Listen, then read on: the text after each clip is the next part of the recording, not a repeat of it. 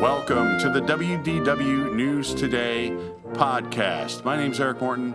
I have a very special guest with us today, and also Tom Corliss, my co-host, has returned from Tokyo. Eric's still mad at me for being gone for so long. Don't worry, we have not pushed Nick out of the spotlight. Nick's not here this week. We just don't physically have room on this stage right now until we get the permanent podcast studio done. Back by popular demand, I have Mark Bricky from the Hey Bricky YouTube channel, among other creations you have. Yeah, good to be back. Thanks to all the people at D23 that said I've been enjoying you when you got to Florida on the podcast with Eric. That felt good to hear. That's good. I'm glad that people are talking about me when I'm not there. Yeah, I texted positively for positively. Change.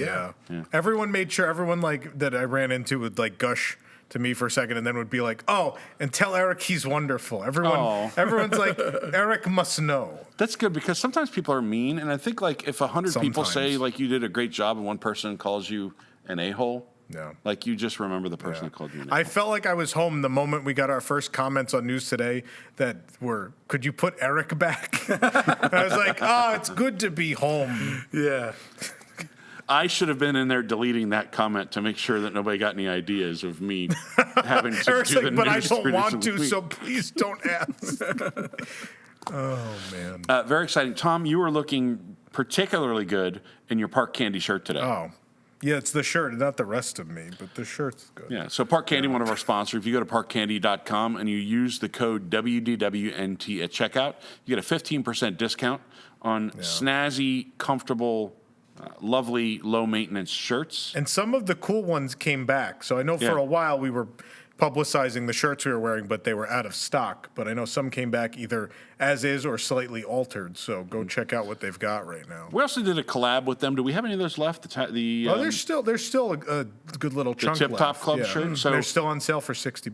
$60, not bad. You can go to wdwnt.shop. That same comfortable, low-maintenance four-way stretch fabric from Park Candy. They wash with our well. own design on it. I don't know if I'm supposed to iron them, but I do, and it takes 3 seconds. I don't even have to do that. I don't even dry them. I just take them out of the washer and hang them up, and they're dry in an hour, and there's no I way dry them. They don't shrink, so it's fine. Look at you. All right. We have so much to catch up on because I haven't really been in the same room with you very much since you got home from Japan. But on your way back from Japan, you stopped at D23 in Anaheim. Also Universal Hollywood, because I was like, I need to really make sure I'm prepared to see American theme parks again. So what's the one that'll shake me back into reality? And I decided it was Universal Hollywood. How many rungs down is that? Universal Hollywood I don't even think is a rung because it's not a real theme park, I don't feel like. I love the tour, but that's kind of... It's weird because the rest is stuff we have at home, so I don't do half the stuff in that park because it's a screen ride and we have at home, so why do it here? It doesn't even have I don't know. Sometimes with Disney parks, you go to Disneyland or Disney World and it's oh, there's that cool little difference. So I'm gonna do, it's why. Well, I mean, I said little difference, but you talk about rides with bigger differences like Mansion and Pirates, and you're like, oh, I gotta ride that at both because they're different. And then you go to the Universal Hollywood, the Universal Orlando. It's that's not. It's almost not different. I don't know if I need to. Do I need to ride Flight of the Hippogriff with an office building in the background or with trees? Will it be a different ride experience? I don't know. Does your park have the escalator? No, but I have to go. Yeah, of course I go down the. Is it escalator? Is it Star? They have a Stellar Vase? No, that's the thing at Space 220. Yeah, there's a name for the elevator or the escalators at Universal Hollywood. I can't think what it is. It's Star. The escalator of the stars. Is it the Starway? I don't know. I did go to that park. I have not been to that park as an adult. I did go as a kid for the glamour trams. Back in the day, that blew people's mind. The Jaws encounter and all that stuff. That was pretty big. That was pretty big and fancy back then. That's why I went because it was they were a couple days from the end of that 60th anniversary. Thing. I did film a vlog, but we've been busy, so it's not out yet. So that'll be on the Universal channel when it's done. I'm probably going to work on that tonight or tomorrow. But yeah, I went to see the 60th of the tram tour, which ended up being really cute. I think what Universal excels at is the people that work for their parks regionally. So they're Orlando-based people, they're Hollywood-based people, have a passion for the product and are able to probably not on the biggest budgets pull together things that are really heartfelt and meaningful. And the 60th tram tour thing felt like that. It was like, yeah, they didn't have a ton of money, and it wasn't like a huge deal, but it was enough to hit you in the heart, where you're like, oh, this is really thoughtful, and I'm glad I came to see this, and I like it. Now, Mark, you live in Southern California, but you're not a Universal. You don't go to Universal Studios. Never been once. No. Never been to Knott's. I am a Gold Star Disney Parks fan. And I'm not a theme parks fan. I'm just a Disney parks fan. And I don't watch the Disney movies. I just like the Disney theme parks. They speak to me in a way that nothing else ever did. So it kind of just was this thing like, oh, wait a minute, I love this. And I just focused right in on that and nothing else. Do you not have a Disney Plus account? I do. Ooh, because that's bad news for your lawsuit. Well, yeah, now they own everything. I do, but the reason why I did it was for the Imagineering story. Right. And I'm too lazy to cancel. Yeah, that's what they're counting on. Yeah, that's how subscriptions work. Never underestimate the power of American laziness. Yeah, it seems like too much work to cancel that. Well, enough about Universal. Now we're going to talk about D23. Yeah. Because there are so many announcements, and you have offered opinions on a lot of these announcements, like immediately after the announcements are made. At 3 in the morning. You've had some time to distill some of your thoughts, get a little bit more information that has crept out over the last week or so. Same with you, Mark. Yep. You're actually out here gathering content for your channel for things that have transpired or things that you want to document before they are potentially gone. Yeah, I had the flight already booked, and I knew whatever I saw that night on stage, I was in the Honda Center along with Tom. And I was like, whatever gets announced, I want to make sure that, 4 days later, I'm at Walt Disney World, just capturing it, getting B-roll, and, just kind of being in there before it's, not touched or just kind of in the most, like, pure state it's going to be moving forward. And I've put some hours in this week. Now, you said you were there with Tom. You actually had not met Tom until today, though, right? No, Tom and I have bumped into each other several times yeah? over the years in the parks. Okay. And I walked up to him and told Tom he was my favorite Disney villain. It's not the first time I've You're been spoiling the D23 announcements. I'm getting a whole land. I'm going to just start from the top. Let's go. And, we can go through. Some of these are major, some of these are minor. They unveiled the Disneyland 70th logo and a small amount of the merchandise collection. The logo looks like before you put on the 3D glasses. Because it's got like that multi-layered but different Font colors. registration. Yeah. I'm like, I got to put on those little paper 3D glasses and look at this. It's interesting because a lot of people were like, what? No parade or fireworks show for Disneyland 70th? And what was interesting about this D23 is this was just big announcements, right? They're going to do a parade. They're going to do a fireworks show. They're going to do something with World of Color, probably. But those are like blog announcements. Yeah. Those are little carrots to hand out throughout the year to get people coming back. When they just showed the logo and they moved on, instantly my brain was like, oh, this is heavy hitters only. And really the only entertainment offering was the parade that you guys are getting. Yeah. They're like, there's a new cavalry. They're like, relax. We got John Stamos and Meghan Trainor backstage, dude. Like, we don't have time. No, I think the difference is the purpose of the parks presentation at D23 is not, we need attendance next year. The purpose of the parks presentation is what is the future of this division and get people excited about big announcements, right? It's a convention. As opposed to like Disneyland 70th, which will be a marketing campaign designed to get people to visit between, summer of 2025 and spring of 2026, right? So that falls to marketing people. That's like when they announce a ticket deal or stuff like that. Like, it's more exciting than a ticket deal, but it'll be that kind of marketing where it's like, oh, well, the 70th will kick off on this day and we'll have these entertainment offerings and we'll have this for you. And Mickey has a new costume where we changed his bow to orange. And we got to wait for that. These were big announcements, right? There are about 20 of these are gigantic, right? 20 of these are either a new ride or a new cruise ship. 16 rides. 16 rides, 4 new cruise ships. 16 rides announced. We have not come close to that at a D23 event, and they've been going since 2009. We have not even touched this. And real quick, to just sort of backtrack, 2 years ago, when they didn't have much to announce, they really leaned into entertainment offerings as their announcements, right? Like, I mean, San Francisco was the biggest announcement we got for Disneyland. They were leaning a lot on Wondrous and the 100th celebration. So right out of the bat, just to kind of breathe, like to acknowledge the 70th, but keep moving on, that was my first indication that JD showed up to play. Yeah. Yeah. JD, I haven't heard anyone call him JD. JD Smooth. We call him Daddy Josh. Daddy Josh. Daddy Josh. DJ, Daddy Josh. But I think the other difference was like the last expo was still under Chapek, right? He's CEO at that point. And this is a mega corporation. It takes some time to put the wheels in motion. And I think Josh understood, like, he's like, there's no way by the time we get to the 2022 Expo, we're going to be able to say, like, yeah, for sure, we're doing a couple new lands at Animal Kingdom and a couple new lands at Magic Kingdom, which is why the Blue Sky thing happened, because he, I think, panicked because Bob stole his Avengers announcement. On opening night. Yeah, because that was, which I've been told that's the thing that's happened at every expo anyway, is someone always stole, because Bob Chapek complained that Iger stole a bunch of his, right? They announced Galaxy's Edge during the movie presentation in 2015. It was stolen from him. And so I think in classic, Bob was like, well, now it's my turn. What am I going to take? And Josh is like, we don't have a lot. He's like, okay, I guess I'll take that thing. And I know, Eric, you're trying to that get to the thing. list, but think about it.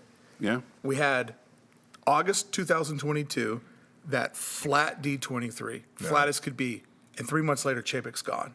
Yeah. Like, I feel like that really start to set the wheels in motion of the ending there. I'll say this more than any moment demonstrated the gravitas that Josh D'Amaro has with Disney fans. 100%. And he really planted his flag on that stage. Look, we criticized Bob Chapek for not being there at all in 2021 at Destination D23 because he canceled kind of quietly, and Because he had to go to a dinner party. had a dinner party at the night Bob Iger's before, house. and we all know there's no way the jet could get from. Right. So, but LA I to think Orlando. Josh D'Amaro did a great job for that D23 because he had nothing to announce. It was like, churros are back. This thing's back. Well, that was Destination D, yeah. Yeah, Destination. There were no major, and obviously it's a smaller event. But I think last Expo was about like apologizing, right? It felt like they came out and they're like happily ever after being performed on stage, and then immediately, yeah, we're bringing that back. We know you hate this other show, and then immediately after I was like, yeah, we spent a lot of money on Harmonious, but we're gonna throw that away and give you something else. So just stay tuned. It's only because everyone hated it, though. Not everyone, but A good majority of people did not like Harmonious. But I would say, he demonstrated, and I don't know how the CEO race is going to shake out, but he demonstrated that at least for the parks fans, that he doesn't need help. Like, he stood on that stage and carried it without, he didn't need Bob Iger to come out and lean on him, right? No. It was, he carried that thing, and it was the highest production value one I've seen, obviously. And the studio, and I think the night before, the studio tanked. Yeah. It was one of the worst, that used to be the presentation to beat at D23, was the studio, right? You Marvel and Star Wars and celebrities come out. They had nothing. They ended on Mufasa, and everyone just looked around and went, what? And they're like, you get a Fandango movie ticket to see this. And people are like, I'm still not going. The pacing of the movie night was very weird. Yeah. Like they went into Star Wars, got everybody back on board again. They hit Marvel, and then when they did the Tron with the laser beam, like etching Nine Inch Nails logo, I'm like, this is the headliner, this is it. Yeah. And then they just went into all this other weird Yeah. stuff. But to your Did you point, think Trent Reznor was going to walk out on stage? I mean, they opened the door and it was like Nine Inch Nails, and they closed the door back. Yeah, and then it was like David Blaine with a 20-minute card trick. Although it was great, it was a great trick. But hearing 12,000 people all have a magic trick happen at once was fun. No, it was cool. But to your point, Eric, if that Saturday night was JD's audition, I think he passed in flying colors. Yeah. Yeah, I don't know. I think we can have a debate some other time about who's qualified to be the CEO because, look, Dana Walden doesn't stand on a stage in front of a lot of people and have to captivate an audience of 12,000 people. Yeah. But she might have some valuable experience somewhere that we don't see, we don't know but about Bob as Parks fans. Chapek illustrated that you have to, right? I think thanks to Walt Disney and thanks to Michael Eisner, it has been established that you have to be that guy. And Bob Iger has. Like, he's not, I don't think he's as charismatic as Michael or Walt were, but he's always been able to speak eloquently and deliver, you know, whatever he's got to deliver. And Bob was really the first one that could. I mean, Card Walker couldn't, but we won't get into that. But Bob Chapek could not. He would stutter, and maybe that's because I was in the crowd. I don't know. But he would stutter, and he just wasn't exciting, and he couldn't do it. And people. I remember his first earnings call. Even the media was like, the financial media was like, this guy doesn't know what he's doing. Like, this isn't Disney. What's going on here? I mean, Chapek just proved that it's an entertainment company. Yeah. And people want to see an entertainer at the helm. And they want to feel like the person that's in charge of everything has a grasp of the entertainment industry. Yeah. And Chapek always just felt like a really good stores and marketing guy, like product guy. Yeah. He fumbled a lot of Hollywood stuff, right? The Scarlett Johansson thing was right out the gate. He barely had the job. Yeah. So, I mean, he broke faith with Hollywood. Look, you got to know the studio if you're going to do it, especially because the studio is the part of the business that's probably the most broken right now. Yeah. So who knows what's going to happen there? But I have a bunch of announcements. Let's go. We're all tied up on you. DCA is getting 3 new rides. Yeah. At least. Yeah. Unless 4. We have Avatar. We have Stark Flight Lab. We have Coco Ride. Oh, we're not counting the Avengers Infinity Defense. We're not. Oh yeah, the Thanos ride. Yeah. So there are 4 rides on the way to DCA. Yeah. Yeah. So but they're getting rid of 5. I've been told, the internet told me Grizzly Peak's going away. So the internet has told me a lot of interesting facts. They're going to Soarin', Grizzly River Rapids, Redwood Creek. All of that will be gone for one ride. Oh. There have been rumors that they've been thinking about taking that out. Yeah. And I did a video just like, if they were going to do Avatar and they couldn't do it in the Hollywood backlot, the only place that makes sense is Grizzly Peak. No. But that doesn't really make sense because of everything that you would have to take out.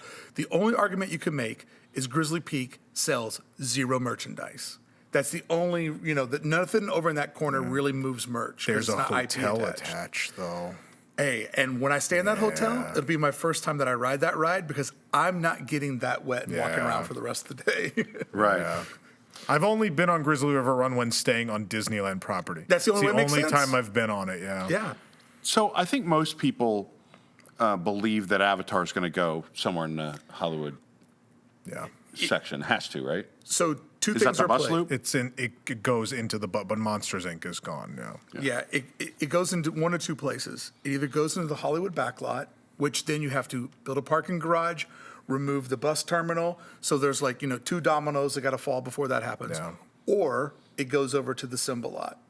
And what you will have is, you'll go through a tunnel, you'll make the world small, and then on the other side it'll get big again, and the Avatar will be there. That concept art looks like the Simba lot because it's such a grandiose scale that I don't know they could do that much in the Hollywood backlot. So there's actually a little giveaway in the art. Oh yeah? That counter service restaurant that's off on I'm trying to think of the art in my head. It's on the right side. It's Hollywood and Dine. It has the curved roof and everything, and it's angled the right way. Oh, really? And then they're hiding the Hyperion. So there's rumors that the Hyperion's gone. It's at least themed in the concept art, I think at least to hide it. But it's the Hyperion and then Hollywood and Dine, and the portal is that essentially that walkway from the Hyperion to, backlot or wherever they call that area. I don't even know what it is at this point. But yeah, think about all that they did the preliminary work, right? Filler Magic's entrance moved to the main Hollywood Boulevard. Why they're keeping that, I have no idea. I think at this point the money's been invested. Like I think Disneyland paid for part of that development of that Coco scene. Yeah. And so I think it's and I think that no one wants to put Muppets back for whatever reason. I don't know. Where do you see the monorail going in that? They're going to have to move it, right? That I don't know. That I haven't heard anything, but it's definitely that plot. It's absolutely there. Do you think then that if it were to go into Simba lot, wouldn't that say this is actually Disneyland Forward at this point? Is that? Well, here's it's the thing. already Disneyland But I mean, Forward they if the didn't- bus loop goes, right? Yeah. But here's the other thing too. Unless you're doing some major construction, you can put Avatar in DCA or you can put Coco in. But you can't put both in without getting into Disneyland Forward. So subtly, I think one of those was a low-key Disneyland Forward announcement without unraveling that whole ball of yarn and getting into They that. could. Coco's a Pixar franchise. They could move it down to like knock down Paradise Gardens and Goofy Sky School and there's Golden room. Zephyr and all that Boat stuff rides down there. take a big show building. Big Yeah. show building. I think it's the Hyperion, but that's just a guess. I don't have anything. You think they put real Coco on at the that. end? then? I think it's essentially like a redo of that whole corner, right? So it's you start in Avengers and you have Infinity Defense and the Stark Flight Lab, or I can never remember that. Is that the name? Stark of it? Flight Stark Lab. Flight Lab. Stark Flight Lab. So you have that there, and then you have Coco, and then you have Avatar, and you've redeveloped like that whole side, right? But look, what I applaud is I think Disneyland's like if we're going to embark on Disneyland Forward, which I think the end goal is not necessarily sending lands out towards the hotels. I think the end goal is a third park and the infrastructure for a third park, right? I think someone's sitting there going, DCA is not really done. There's still not a full day of stuff really to do in this park. So how do we get there? And it's like, well, we're building this one Avengers ride. What if we shove another Avengers ride in there? And it's like, oh, well, Avatar goes.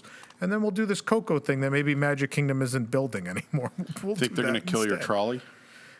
I'm worried. I'm very concerned about Trolley. I mean, it's already a limited experience with where you now stop in front of the Hyperion. Yeah. I mean, it's so short that it doesn't even really feel like a ride unless they let you stay on and do the whole loop. Yeah. My fear with the Avengers announcement was originally they were going to do a big ride. And then when they scaled it back to go, oh, we now have room for 2 rides. And I think Yeah. that's how we got to Stark Flight Lab being there. Yeah. And none of those, and including Web Slingers, none of those feel like they're at the epic level that I feel a true Avengers attraction should be at. I don't want a Kuka arm attraction at Disney. I'm intrigued by the whole board on the floor and then the arm grabs Yes, you. me too. I'm very intrigued. Also, the idea that look, I'm not the biggest screen ride guy, but the idea that you don't know which Avenger is going to take you on your test mission or whatever, it's at least intriguing. And they did the right thing finally, right? Which was open the wallet, RDJ, what do you want? How much is it going to cost to get you in an Iron Man ride? And he's like, this much. And they're like, okay. I just picture Tony Stark in the Forbidden Journey. I'm worried about this, right? It may not be great, but when you have been given what you've been given for Avengers Campus, I can only feel positive when Bruce Vaughan stands on stage and is like, yeah, that story we gave you for the first time in Avengers Campus, that was stupid. So we have a different story where now you're just going to be an actual hero with the heroes. Why don't we do that instead? That's what you all wanted to begin with, so here you go. Do you think that the Avengers bus that they showed us is going to indicate that it's going to be like the Peter Pan attraction in Disney Springs? Are we calling it the Avengers? That's the first time I've heard anyone say that. To me, it looks like the Campus The Fi has a little Avengers short bus. And it looks like a little bus. I mean, why are the walls so big on Hope it this plays side? like a little cutesy version of their theme. It's actually the Star Cruiser box truck. Oh my God. Hey, that was my favorite part of the Star Cruiser. It absolutely looks like the Neverland Adventure vehicle. Okay. It is the Neverland Adventure vehicle. Slash Now, the Spider-Man. question, the thing is, with that ride system, is you can do Peter Pan or you could do Spider-Man. You can go screen heavy and have some practical in between.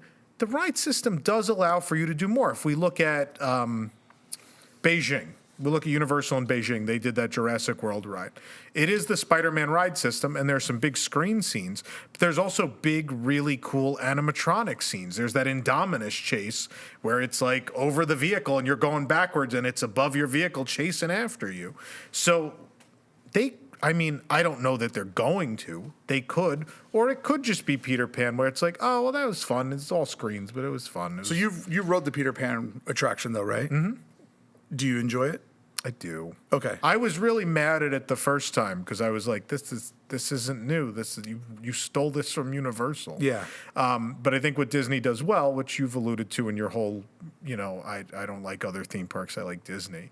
Was there was a lot of heart in it, right? So you feel things. It's a movie franchise that it's been a part of my life, my entire life. Mostly park related memories, right? Like my core childhood memory is going on Peter Pan with my mother and us saying we have to wave bye to Nana every time we go on Peter Pan. And so you get to the moment in that ride where it's like we're going to leave Nana at the house and And one of the realizations in life was other people do that. I didn't know that was such a thing. And so all the Japanese guests, like there's this language barrier, but we're all the same. We all love the same thing. And so like I'm in the third row and all the 2 rows ahead of me all start waving to Nana and I lose it. I'm like, this is it. Like it's got the heart. It's got the heart. It may not have the ride technology I want, but it has the heart of a Disney ride. This is not my favorite ride ever, but it obviously it achieves the goal, right? So, you know, I don't want things that are purely screen. That's not my jam. I hope it's not purely screen. But if it is, they probably can succeed. I'm not going in expecting Infinity Defense to be my favorite attraction of all time. Yeah. I don't have that. My rule of screens is it should be used as a tool. Yeah. Use it as a crutch, it's a problem. But if you use it as a storytelling tool, then I have no problem. What can I not achieve physically? Exactly. Right?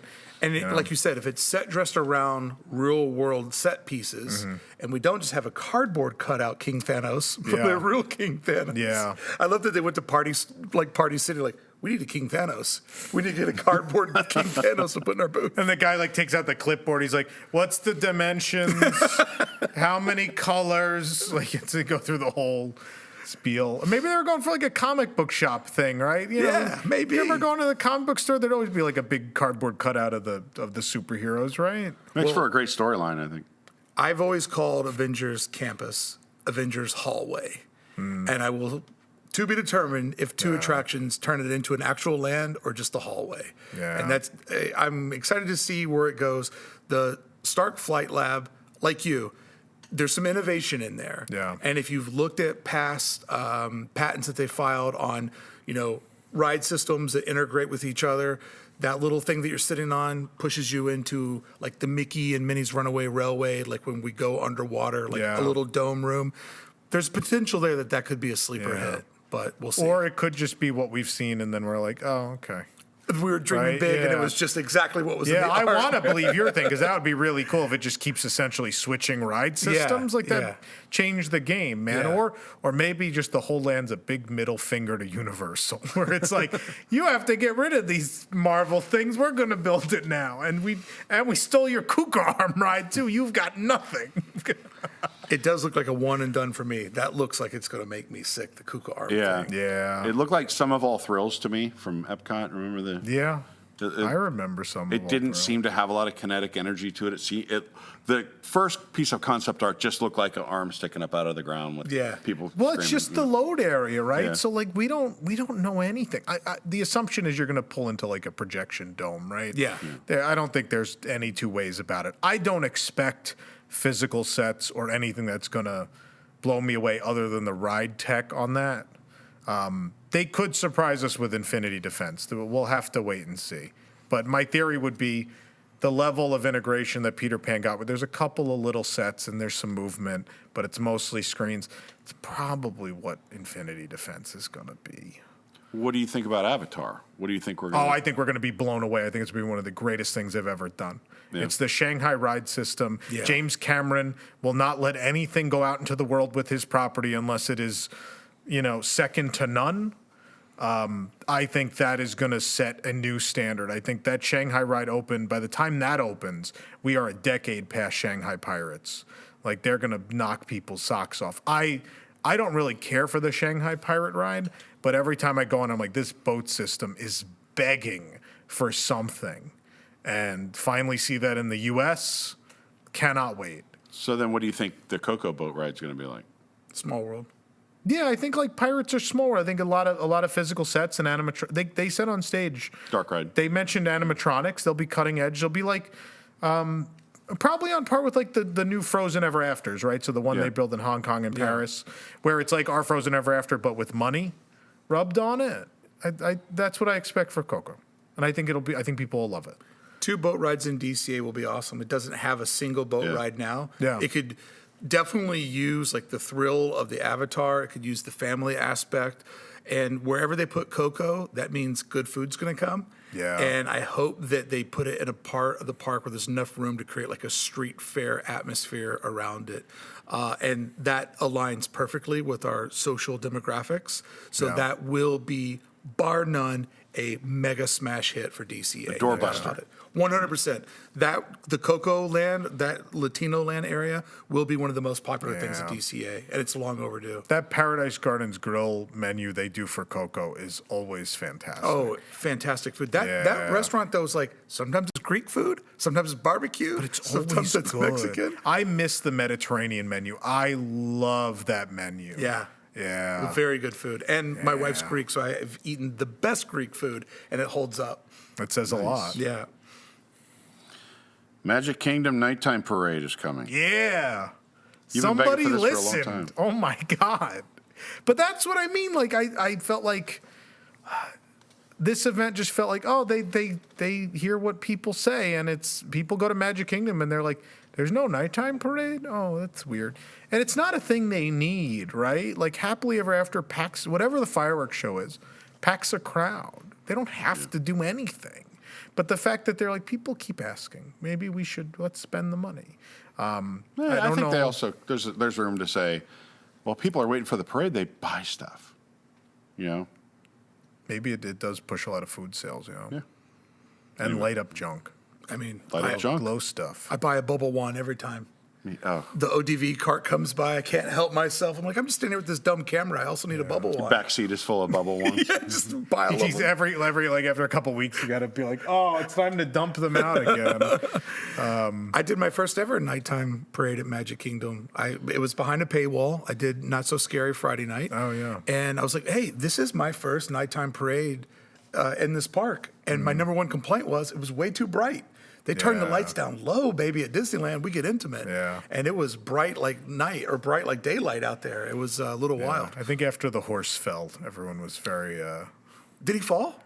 Oh, that'd be hard to see. many years ago. Yeah. He goes through so fast here. Yeah. He used to He go used to faster. run. He used At to DCA, gallop. he takes his time and he has Yeah. Ichabod and his roadies in front That's of him. our fault because our guy fell. No, he galloped through Yeah, Magic Kingdom in the yeah. past. I was like, whoa, there he goes. And I have a manual camera, so I'm like trying to set Yeah. things. He was like, No, God. used to be full gallop, and then it took a spill, and that was the Oh, that would be end. heartbreaking Yeah. to see. I don't want to see I think that. it's why Disneyland had to like plus it up. They're like, oh, we want to do the horseman, and they're like, well, the horse and the rider fell in Florida, so you can't gallop, and they're like, oh, I guess let's spend money on an Ichabod then and have him lead that then. And then It's cool though because those three set the stage. The Yeah. lightning's going because when we did Mickey's Not So Scary over in Disneyland, he was just solo by himself. He didn't go fast. He just did the Yeah. slow waltz. But the lightning that goes on and the three guys that come out, like you could take your time and enjoy it. And this was like I felt like I was at the Kentucky Derby. I'm like, Yeah. there you go. The DCA parade is no slouch. Like, I think Booty-Oo used to be the standard for Halloween. And I think slowly over the years that Frightfully Fun parade at It's DCA good. has crept up. It's real good. And is very underrated. Yeah. You'll be there next week, or No, you'll be there next no? week. You'll be there the following week. I won't be at Oogie Boogie Bash though. No, Nana's going to Oogie Boogie. We all have to go 3 separate weeks because the Halloween stuff is all in phases at Disneyland Resort. So each of us will be there a different week. No, I'm happy to see this. I think I've always been a kind of parade skipper. Yeah. But I also love that they exist, and I love that people love them, and it's also a good time to ride a lot of stuff for everybody Oh. else. Counter programming on parades is huge. Remember, there used to be fireworks, then parade, then fireworks? It's crowd control Yeah. too. It works for crowd control. It keeps Yeah. the street clear, and then, if the fireworks are after, everyone just comes off the sidewalks and they stand in the middle, and Yeah. it works very nicely. I mean, my favorite thing probably in the history of Disney parks, other than Figment, was Spectro Magic, and I miss that very Yeah. much. I went And to one I'm- of the first ones ever. I don't know. Look, I don't know that this is going to rival it. I don't.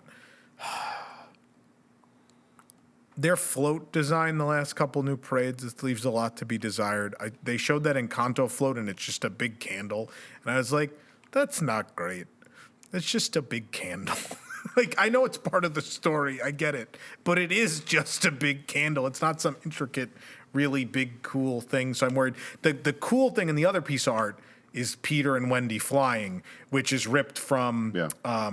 I'll think of it. Give me a second. Oh my goodness. Give me a second. Before Harmony and Color was, oh my God. while Tom's thinking of that, Yeah, go ahead. the Paint the Night parade vehicles back home in Disneyland are awesome. And then I've also been a big fan of Magic Happens. And I wish Magic Happens would have had more nighttime performances because it's all equipped to look good at night. Yeah. But they typically have always done it. And there will be like that couple of weeks where the clocks haven't set right, and you can see it with some of the sun down. But yeah, those two have had good parade float designs.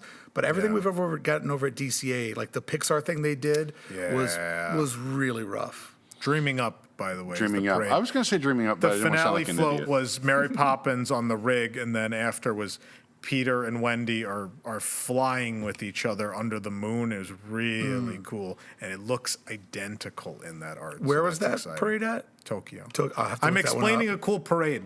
You just assume it's automatically Tokyo. Assume it's Tokyo? it's from Japan. No, that's great. Spectro Magic, a lot of people still talk about Spectro. Yeah, so that's my favorite. It had a really, I think it was, to me, it was more the music than the actual weird light up face people. But I like the that's just me, right? The volcano that turned into Chernobog. Oh my god. I just love when I can leave singing a good song in my head. Yeah. And Yeah. so like Magic Happens, Wondrous Journeys. Oh, I'm going to miss it, right? It's shut down now. Yeah. I'm going next week and they'll be doing something different. Yeah. Halloween Screams. Yeah. Everyone loves Halloween Screams. It's It's a great show. First time. The weather balloon. Don't spoil it for him. He probably doesn't know. My first time, over a dozen trips out there to Disneyland. My Yeah. first time ever seeing Haunted Mansion Holiday. That's Oh. exciting. I always get there right Nice. after they come Yeah. out of Nice. like in like late January or something when they reopen and it's Yeah. just regular Haunted Mansion. You'll love A it. unique thing about being a citizen of Disneyland is every single year, the first person to wish me Merry Christmas is Jack Skellington. Like, what an amazing tradition to have in your life. Yeah. What a guy. We got to see, they did a weird media thing for D23. We got to see Monsters After Dark before D23. They just took us over there one night. We rode regular Guardians, and then they made us stand outside for a little bit. They flipped a switch, and it became Monsters After Dark. Hell yeah. And in early August, we rode Monsters After Dark. Hey, that It was- song's great.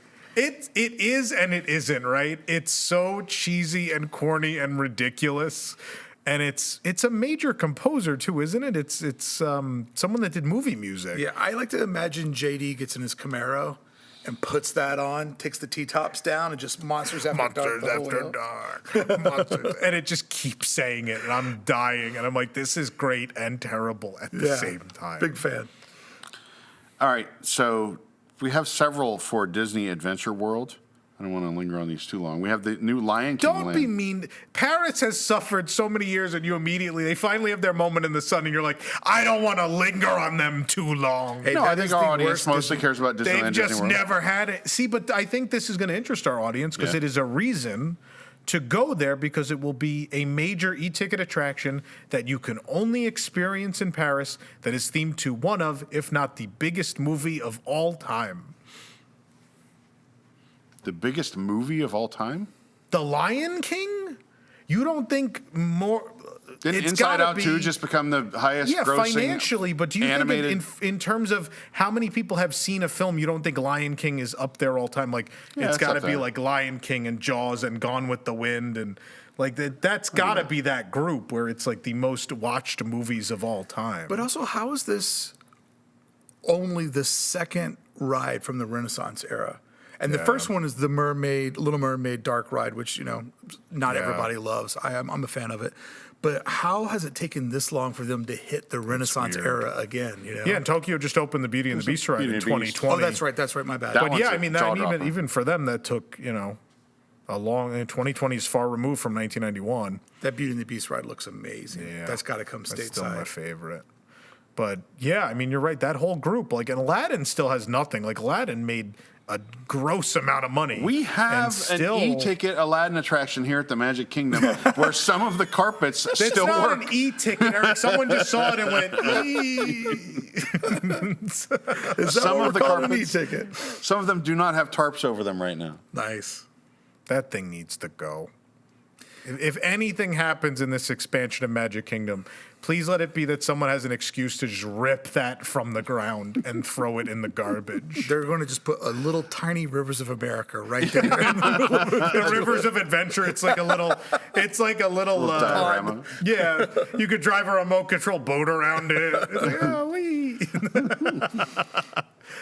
It'd be an improvement, man. Undoubtedly. I'm never a fan of the spinner ride in the middle of a walkway either. Yeah. Like Astro Orbiter, Yeah. blocking our Tomorrowland. At least ours is up like elevated. I think it Yours enhances. is great. I think it enhances the sort of like we talk about. kinetic Dumbo is energy. the only one that Yeah. has the right to exist, right? And obviously the elevated Tomorrowland one. Yeah. Those are like the two that make sense. Dumbo is quintessential, and the Tomorrowland one is interesting because they put it way up in the sky, and it also serves, if you don't want to ride it, it still serves as like this cool thing that draws you in, right? It's you kinetic energy. You can see it from Bay Lake or the Contemporary. Like, Yeah. it's just an icon of the park. No, it's great, but the other ones all have no reason.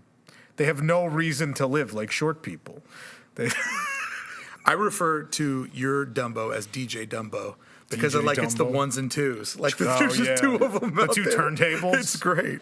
that playground cannot be slept on. If you have kids, that is a tremendous addition. They did a beautiful job with that. I but love our Dumbo. The genesis of that was you wait in line and it was part of the queue, and now Yeah. there's never a longer than like a 2-minute wait for it because We've they had this overbuilt the weird capacity. No, I think it was this weird shift where they totally knew what capacity they needed, right? When you have the old Dumbo and you know how many guests you can seat an hour and you know how long your queue is, they sat there and went, we could use two. Two would work. But then at some point, I think post-COVID, it's never returned to normal. Like it's same with character meet and greet lines. I feel same thing. For some reason, there's less demand. I don't know if there's just less people with kids, or people with kids want to do different things now. But something changed. When I first came to Disney parks and I would see a playground, I'm like, who would go to a playground in a Disney park? But man, was I wrong. Yeah. Because they are high demand, and it's fun to see kids that, the parks are for kids. It's for everybody. So Yeah. there are some instances where they have to be told, don't do this, don't do that. And just the look on kids' faces when they go into that gated area and they're always enclosed and they can just like go loose. Yeah. There's a big reason for those. And I was over at Animal Kingdom today and I'm like, oh, what's going to replace the Boneyard? That's a shame because the Boneyard is not only is it like a great playground, but it's thematic, right? Like as an adult, you just wander in and just look, and you're like, "This is really cool." It's awesome. Like all the thought that went into all the little stuff in here is so fun. And for cinema, for somebody who loves to shoot in the park, that bridge gives you such a Yeah. great look in each direction. It's tremendous. They got, I think, from like the '90s onward, there was a real cool thought process to these play areas and these big budget theme parks, right? Because even Universal, Camp Jurassic at Universal is phenomenal. Yeah. But then even just recently I went to Shanghai, and the ropes course is obviously meant for everybody above a certain height, but there's essentially a dig site like the Boneyard, but it's bigger and you dig up these relics. And I'm like, this is a bigger, almost more interesting version of this idea. I love this. Just quickly interject: Lion King is 9th highest grossing movie of all time. Yeah, adjusted pretty for good. inflation. Well, apparently Lion King happened someplace very similar to Splash Mountain. Hey, it looks like Simba's Bayou Adventure. My favorite are the people like, why didn't we get this instead? I'm like, you're complaining about cars going in Frontierland. You want to build Africa? I don't know if you know this. Africa is not in America. I know we're not good with maps. I know that.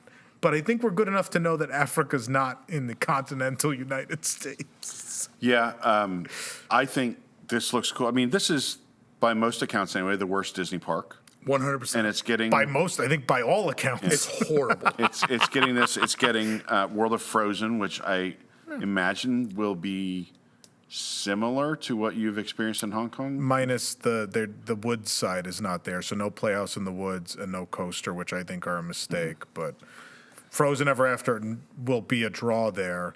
And now we have a light at the end of the tunnel, which is, it's not just one new ride for that park. It's Right. I guess they don't even, it's very wisely, they didn't even mention the stupid Tangled spinner, thankfully they just were like, let's not, don't mention that. You sit in a frying pan. No, that would be. I'd actually want to ride that, man. That's like in the same vein as Good Gravy, which I wanted to go see this summer and did not at Holiday World, where you ride a coaster in a gravy boat. Very sad I didn't get to see that. I'll go do yet. it for you. Well, I'm gonna. You can do. I have to go do it. I have to go be the gravy. Holiday World in Indiana? Yeah. They Used built to a be ride Santa where Claus you land. ride. Yeah. There's a ride where you ride in a gravy boat and you go through a can of yams. And it starts you load at grandma's house at Thanksgiving dinner. It's phenomenal. It's great. When I go home to see the family, I'm going to have to take an hour drive up there to do that. You have to just go see Good Gravy. Santa Claus, Indiana, right? Yeah, Santa Claus. We used to go there when we were kids. We'd go there, and I was just like, it's July, and Santa Claus is just hanging out in Santa Claus land. It was amazing. So, Tom, tell me about the Frozen attraction in Fantasy Springs. Is the icicle effect, is it awesome in real life? I think people are more blown away by that than I thought it was. So it plays better on TV? My thing is still, no, it works, but I just don't think it's a projection surface that turns. Yeah. Like it's thoughtful, like they nailed it, but Yeah. it's not Beauty and the Beast. Like that Beauty and the Beast moment where the Beast is dead and raises off the ground and levitates and spins and then suddenly he's gone and there's a human. Yeah. Like everyone's still like, what happened? Yeah. As opposed to that where everyone's like, oh, that turned. Or then it went on it's still great. Like you nailed it. The moment in the movie is Anna's frozen and then the act of true love thaws and she goes back to normal. It's executed perfectly. But it's just nothing's as amazing as that Beauty and the Beast moment.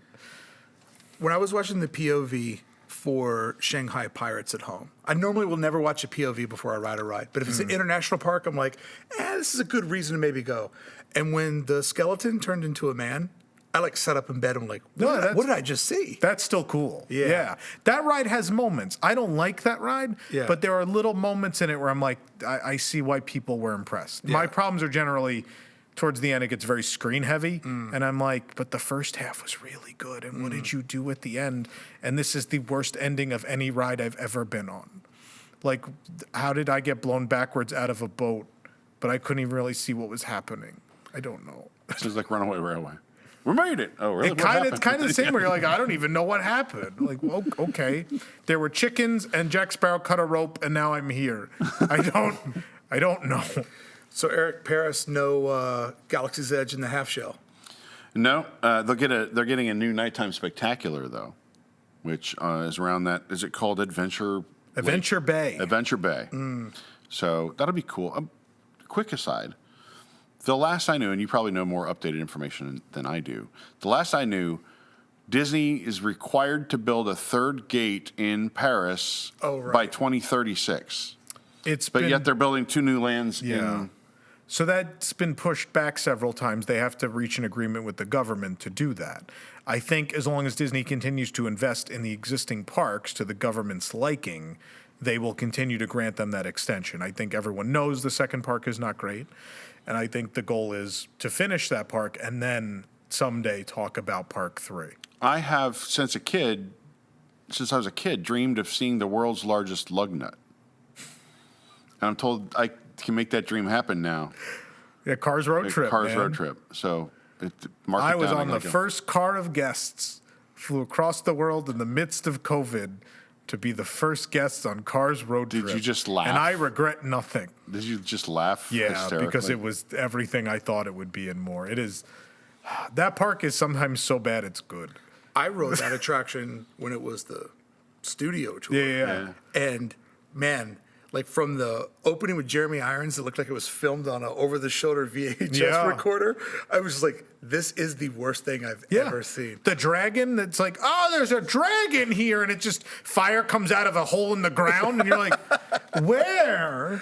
It was like, hey, we got a bunch of junk. We could put it on a road. Does everyone remember Aragon, the hit film Aragon? How about the hit series Dinotopia? All of these timeless film and television franchises live on here at Walt Disney Studios. Don't forget Paris. Prince Caspian. My God. And because I only go to Disney parks to this day, that's my only studio tour ride I've ever been on before. Oh, you never did the MGM? No, Okay. no. That was before my time. Yeah, you missed out. He never really came to Disney World until COVID, right? I came as a kid, like in the 70s, late 70s. I came with my mom. Weird story.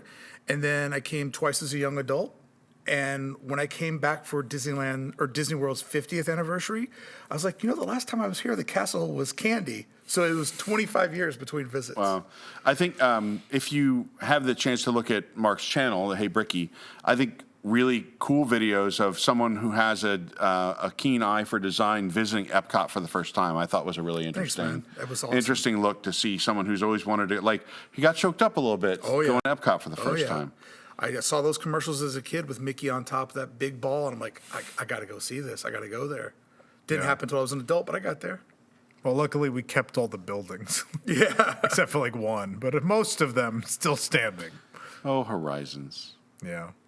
Okay, here's a controversial one. But we're excited. I'm excited about Lion King. I just want to say I think they've always wanted a log flume there. The guests want it. Lion King's so popular there. Finally, that franchise is getting what it deserves, an e-ticket attraction.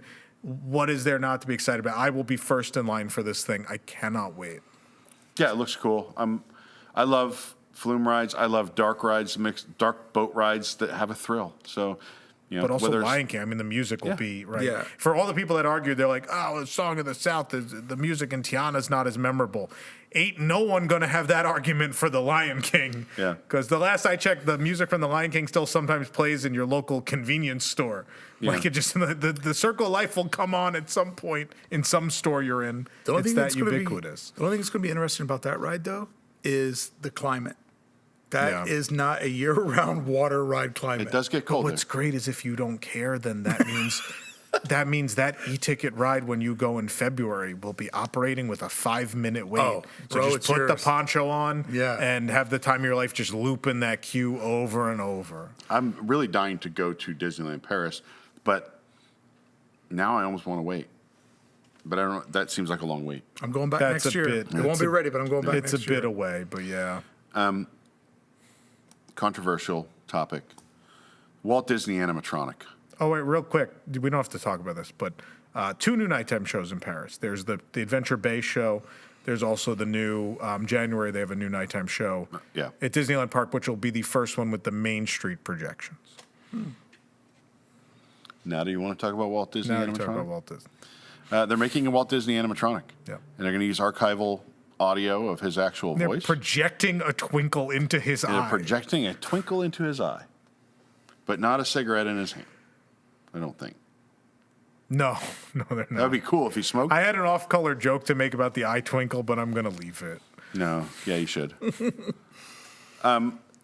So this became more controversial in the aftermath of D23 when Abigail Disney, who is never afraid to speak out on something. No, it was a different one.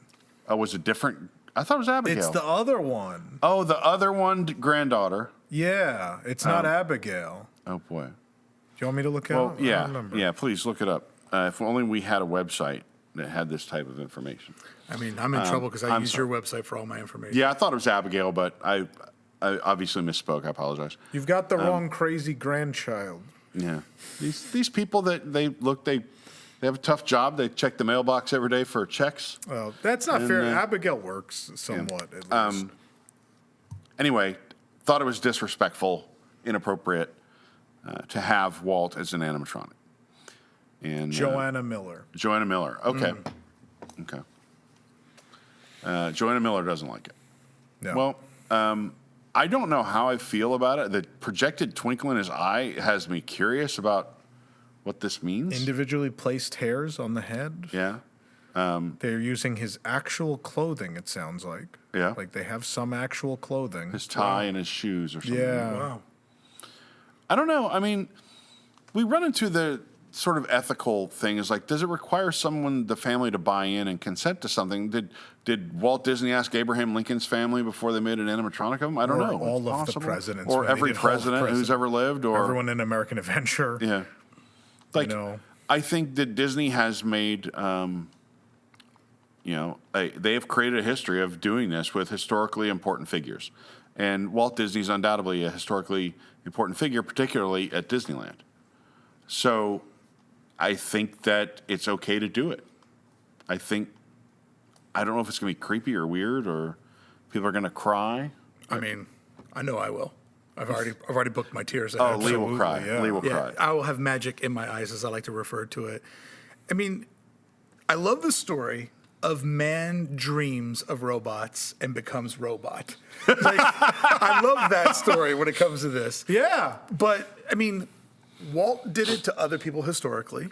And I'm going to not get into the family thing right now. We can talk about it if you want to. But just looking at it from a Disneyland perspective, they have a play here to make Walt Disney sort of a mascot for adults. You have Mickey Mouse for kids, but you have Walt Disney as this storytelling device. And at some moment, I think Disney needs to start thinking about Walt and Disneyland as one of its IPs, because it solves some problems inside of Disneyland. I know Walt never wanted it to be a museum, but if they tell the Disneyland story, there is a way to preserve some elements of the park, to fix some problems like Tomorrowland per se. So if this is like putting a toe in the water on using Walt as a IP, as a character that they own, and as using the Disneyland story as an IP, I think this is a really innovative first step. And I think this solves a lot of nostalgia problems. And it also kind of ties together like history and technology. And I have a heart, like there's been a lot of people on my video where I asked people, I try to cover both sides. And then a lot of people said, Walt wouldn't want this. And I've politely said, can you tell me where you saw Walt said that he didn't want this? Because every indication I saw about the man would say he would have loved this. So I'm excited for it. The only historical thing I saw was Blaine Gibson said the only reason he thought they shouldn't do, and Blaine said this. The sculptor, not Walt, right? Yeah. Not Walt, but there's a quote from Blaine that's like, when he did the partner statue, they're like, what if he was an animatronic? And Blaine was like, the art is too crude to capture the man. And that's what Blaine said, and that was 1996, I think. We've come a long way since 1996, right? This is going to be the first of a new generation of figures. This is going to be something new. But what I said on the show, and people are probably tired of hearing, but I'll repeat it again anyway, I think most importantly, we're at a point where, and people are angered by this because I think people don't understand that everyone dies at some point. But I don't know if that's news, but folks, everyone dies. I will die at some point, believe it or not. Boy, talk about a mood killer. I'm dying right now. Everyone who worked with Walt Disney will eventually be gone. Yeah. There will eventually be no one left to tell stories of Walt Disney who knew him personally. And when that's the case, I think he will fall further and further into mythology, where it's like, oh, is he just some character that the park's based on? I think it's important at Disneyland that as sort of an introduction to the place, and kind of your point, that a new generation of people understand who he was through a medium that will speak to them. Plain film ain't going to work. That is passé. That's not going to work. Kids are not going to sit in a film and want to learn about Walt Disney. But if you say like, man, the most advanced animatronic of all time is going to stand up and you're going to learn about the founder of the most incredible entertainment company to ever live, I think that's going to speak to people in a big way. But to your point, I think it explains a lot of why Disneyland is the way it is. I think they're already leaning into Disneyland being an IP, right? I think the Adventureland Treehouse spells that out, where it was like, this is Tarzan, but this doesn't speak to, like, this was the Swiss Family Treehouse, and we wanted to speak to people that remember that, but also to the next generation. And so maybe there's somewhere we can meet in the middle. And it's the idea is something new that takes all the inspiration from Swiss Family Treehouse, but also embraces what works today for Disney parks, which is sea and those sorts of things, storytelling wise. I think that's the direction we're heading in, where Disneyland will be kind of like Tokyo Disneyland is, where it's this marriage of really great, it's this really great sort of museum of what Disneyland was, but also is married with some of the latest and greatest rides, like Star Wars Rise of the Resistance, or, I'm sure eventually they'll build something else in that park. It's been a while. Or Indiana Jones still, all these years later, still one of the greatest attractions of all time, of the more modern era. I think there's a place for both of those things in that park, and I think this works as a really good introduction to who he was and what Disneyland is before you venture further into the park. We're in danger of having a generation that doesn't know that he was a real person. Yeah. That's exactly it. Yeah. And with its position, too, you come in on the tunnel to the right, because that's the proper tunnel. And if that's one of the first things you do that day, Yeah. that sets the stage of giving you an entirely different appreciation that you're not just in a theme park, you're in a national landmark. You're in a one-of-a-kind place that, every one of your heroes has done what you've done at Disneyland. Yeah. They've all rode the rides that you rode. Yeah. They've seen the parades and got a balloon there, ate a pretzel or churro there. So I think just like it sets the stage early for what your day could become if you go in there. I'm very excited about it. How did you know John Stamos was my hero? Hey, John Stamos kind of wore a little bit of an Elvis 68 comeback outfit when he was out there on that little stage. I was liking that full circle moment. All right, we go back to Florida because I'm doing these in the order they were published. That's all we got for Disneyland. Yeah, pretty much. There's 4 rides coming to We got the DCA. opening date of Tiana's Bayou Adventure. It's going to be November 15th. Way Bayou earlier than what I Country. thought. Way earlier than what I thought because it's still down to dirt around the attraction. So way earlier than I thought. Or way. Well, way ours earlier. still isn't done yet, so. Although it worked really well for me on Saturday. I was surprised. I've seen surprised. everything on that ride work. I just haven't seen everything on that ride work at the same time. But it was in much better shape than I've seen on social media, so they're getting there. There are still a couple things that were wonky. Don't make an almost there joke, please. Oh, I actually, that wasn't intentional, I promise. But I hope soon they'll figure it out. And, You remember how rough Rise was in the yeah. first year? And now Disneyland's is buzzing. I was on the first ride on Rise. It didn't make it. It was the first public ride, and we didn't finish. Where'd you stop? Oh, in the coming out of the elevators, the escape pod. Okay. At the end, we got to the bottom, and then it just. And I was like, oh, we almost made it. And then we got to ride again, and it made it through the second time. But Yeah, no, I think I'm excited for Tiana's at Disneyland because I'll just call it Splash Mountain. Yeah. Because the last time I was able to compare them, it was Splash Mountain. Yeah. It's way wilder than the one in Florida. I think you mean wetter. Way like water, just walls. Like I think if you go to Disney World, you go to Magic Kingdom, you're like, I might get wet. You might get really wet, but you're not going to get like drenched head to toe. man. You're just going to get like a big splash on Yeah. you. Disneyland is like, oh yeah, by the way, a whole wall of water might just come over the side of this boat and completely submerge your leg. Yeah. Like that's wild. You know And- what's weird is Disneyland actually stretches back to 1955 and has its roots in amusement parks, right? And there's some rides in its history that are amusement park-esque, right? Like the Matterhorn in its early stages with the tandem seating is very amusement park-esque, and then Disney sort of progressed beyond that, where they're like, well, when we design ride vehicles, we think about, guest satisfaction and comfort. But then in 1989, they were like, what if 6 people sat on top of each other and were submerged? What would that be like? With a little square for their back. Yeah. What if you sat on essentially a pole? A 2x8. What if 6 people sat on a pole with each other's knees in their armpits? Yeah. And then were thrown underwater? What would happen? And then Splash Mountain was born. The last time I rode Splash Mountain at Disneyland, I was in the very front. And I will say, like, when you go to Disney World, it's fun. There's never a moment where you feel like I might be in some kind of mortal danger. Oh, Yeah. You're come in out the front seat. of that Yeah. log Yeah. at Disneyland where there's there's no extension beyond you, right? You're pretty doesn't much feel- at the front of the log. I mean, it feels like something could go wrong at any moment. So I rope dropped like maybe 10 days or so before they close it at Disneyland. And I went there to get my like last day, like POV footage and all that stuff. And I rode it like several times by myself. And that log, when you don't have the weight of other people, it's terrifying. Like every time I'm like, maybe I fly up Chickapin Hill right now.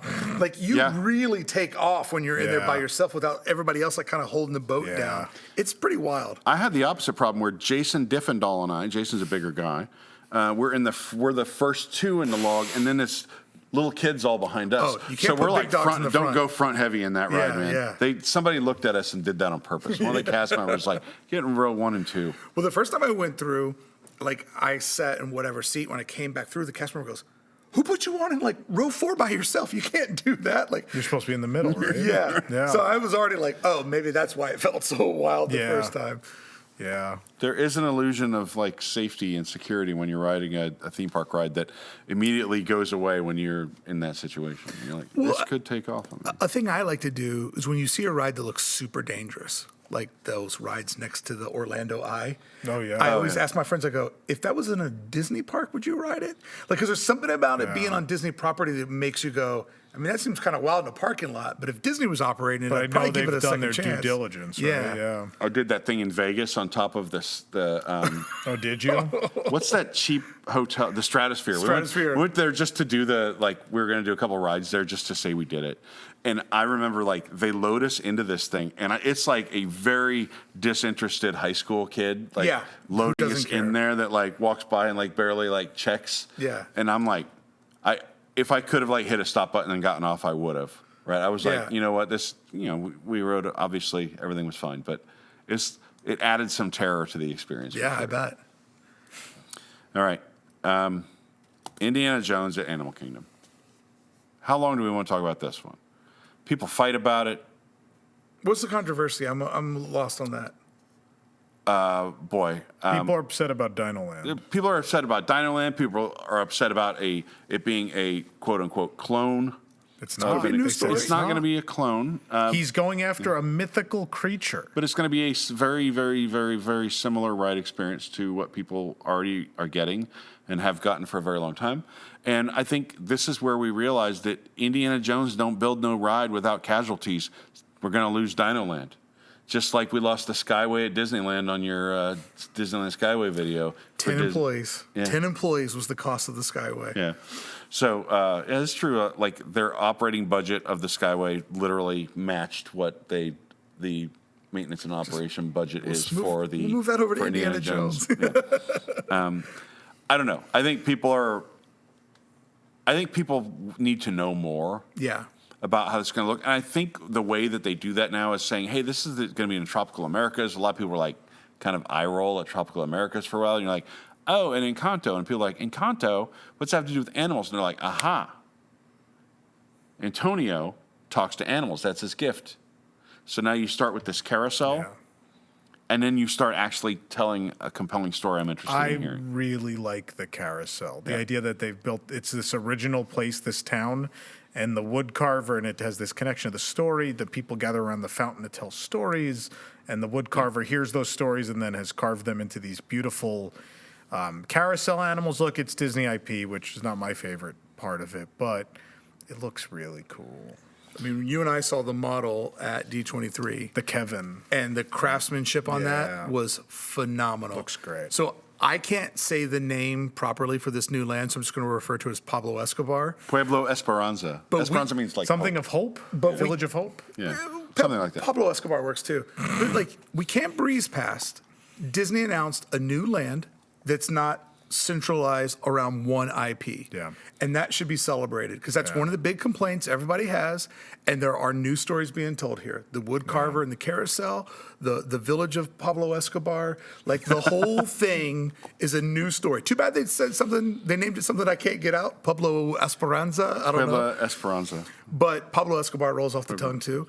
But this is an original land, you know, and that's something that should be celebrated. And there were a lot of things in this D23 that showed they were paying attention to the core fan. Like even opening up with Patrick and bringing the guy back that has to put his ears underneath his seat and Soarin'. Yeah. Oh, There were lots of The like Deadpool Deadpool jokes. was killing it. Oh, on fire.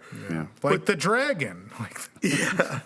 But this is one of those things. It's a land that has lots of different IP and its own story. Yeah. That to me was super important to see that they're still going to do that. And everything doesn't have to be Avatar, Avengers Hallway.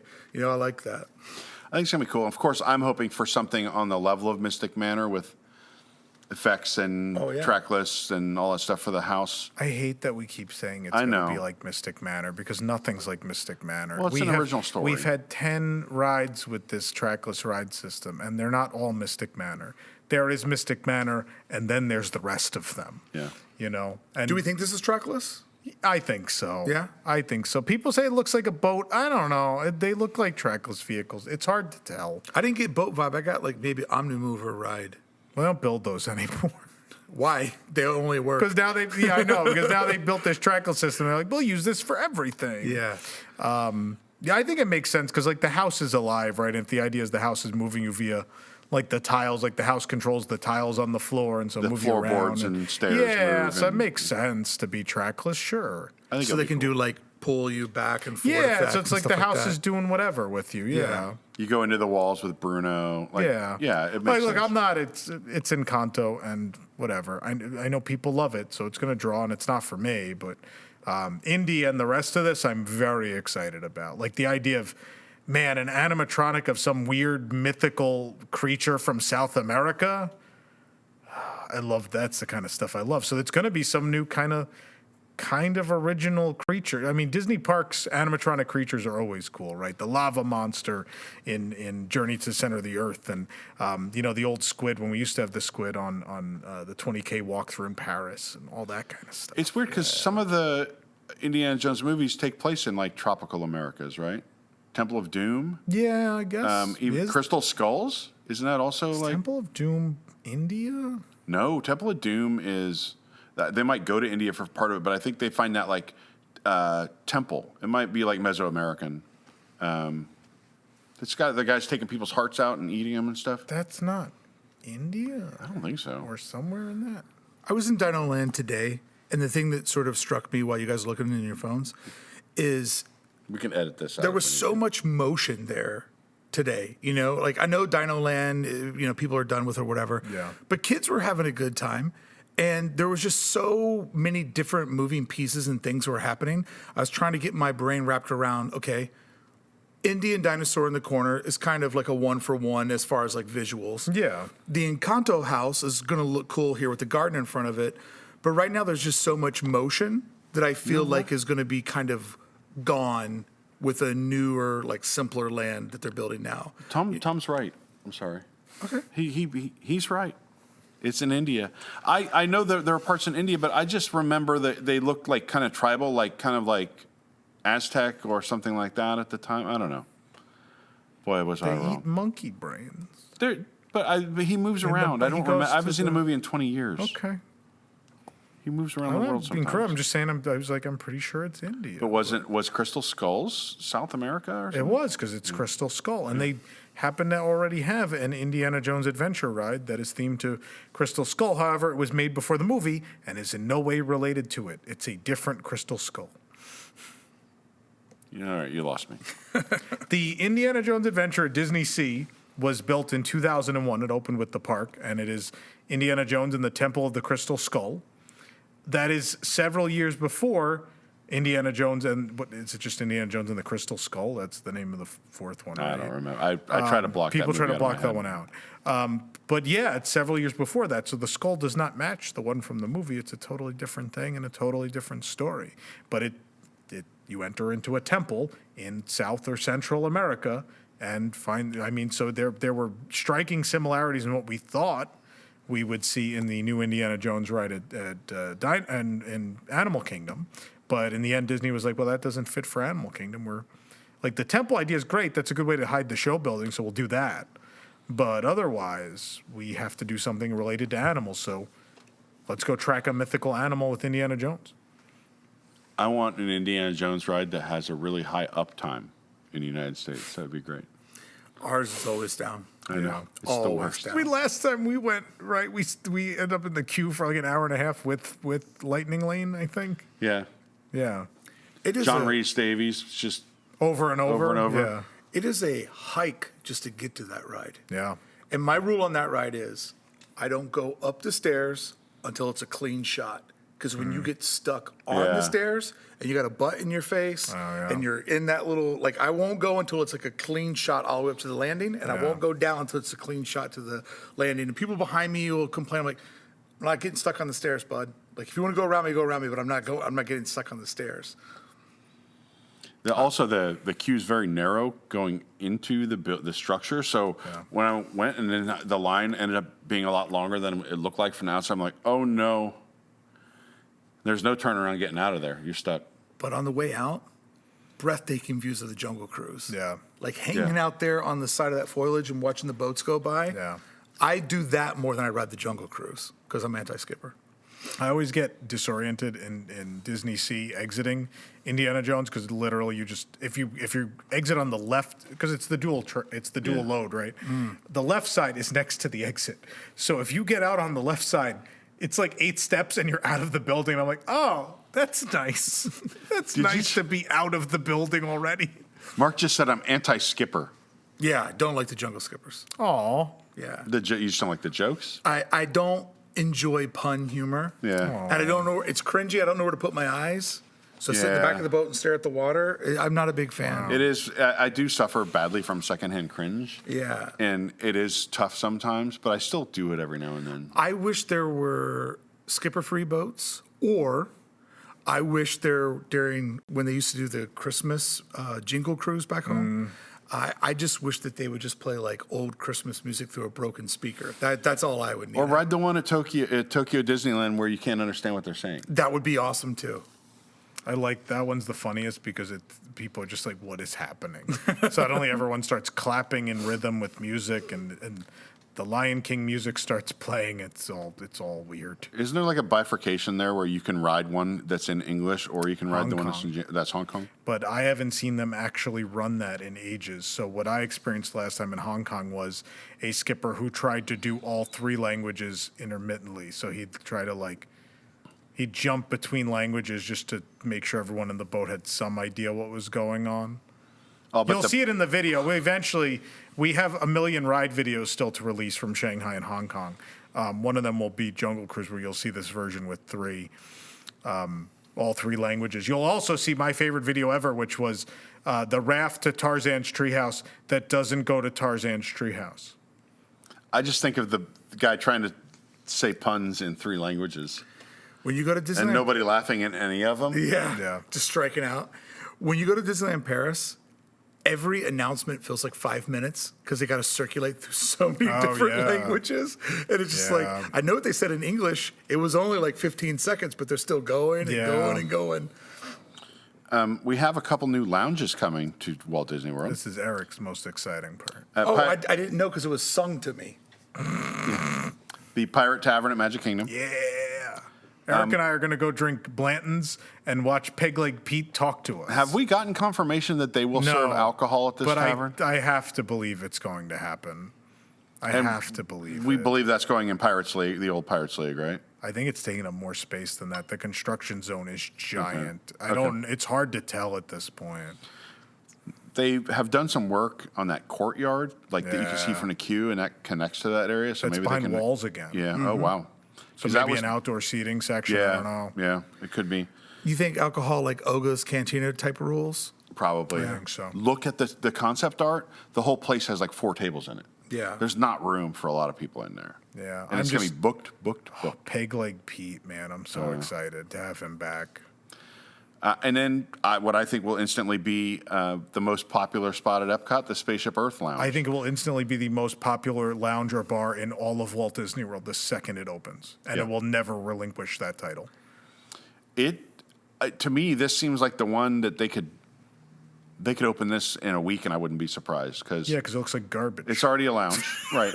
But it's already existing. They ordered IKEA furniture and threw it in. Yeah, it's already existing. It's all the same stupid furniture they've ordered for the 8 other ugly buildings they've put up in the last 5 years. So yeah. Oh wait, I'm a media shill. I forgot. Sorry, everybody. Yeah, I just like chairs from our Communicore Hall order. Yeah, it's like we ordered some extras. The lounge, yeah, send them up. We got some IKEA lighting fixtures. Yeah. I actually think that the new furniture in the DVC lounge in Imagination Pavilion was really nice. Last time I was there, I thought it was really nice. It's comfortable for once. I don't know. Most of the other stuff seems to have no heart or, whatever. Just no one understands what Epcot is. That's the fundamental problem. Is it's like, oh, I get it. Geometric shapes. That's Epcot. And it's like, no, it's not. Because when the park opened, that's part of it, but it also was all custom fixtures, my friend. Yeah. It wasn't stuff they opened a catalog and went, what do you have with geometric features that's white or gray or something in between? Tan. Yeah. There are 2 things. If they do either one of these, I'm in. 1, Robot Butler. No, you You're don't think dreaming. so? They had the robot butler at Destination D23 a few years ago. Why not?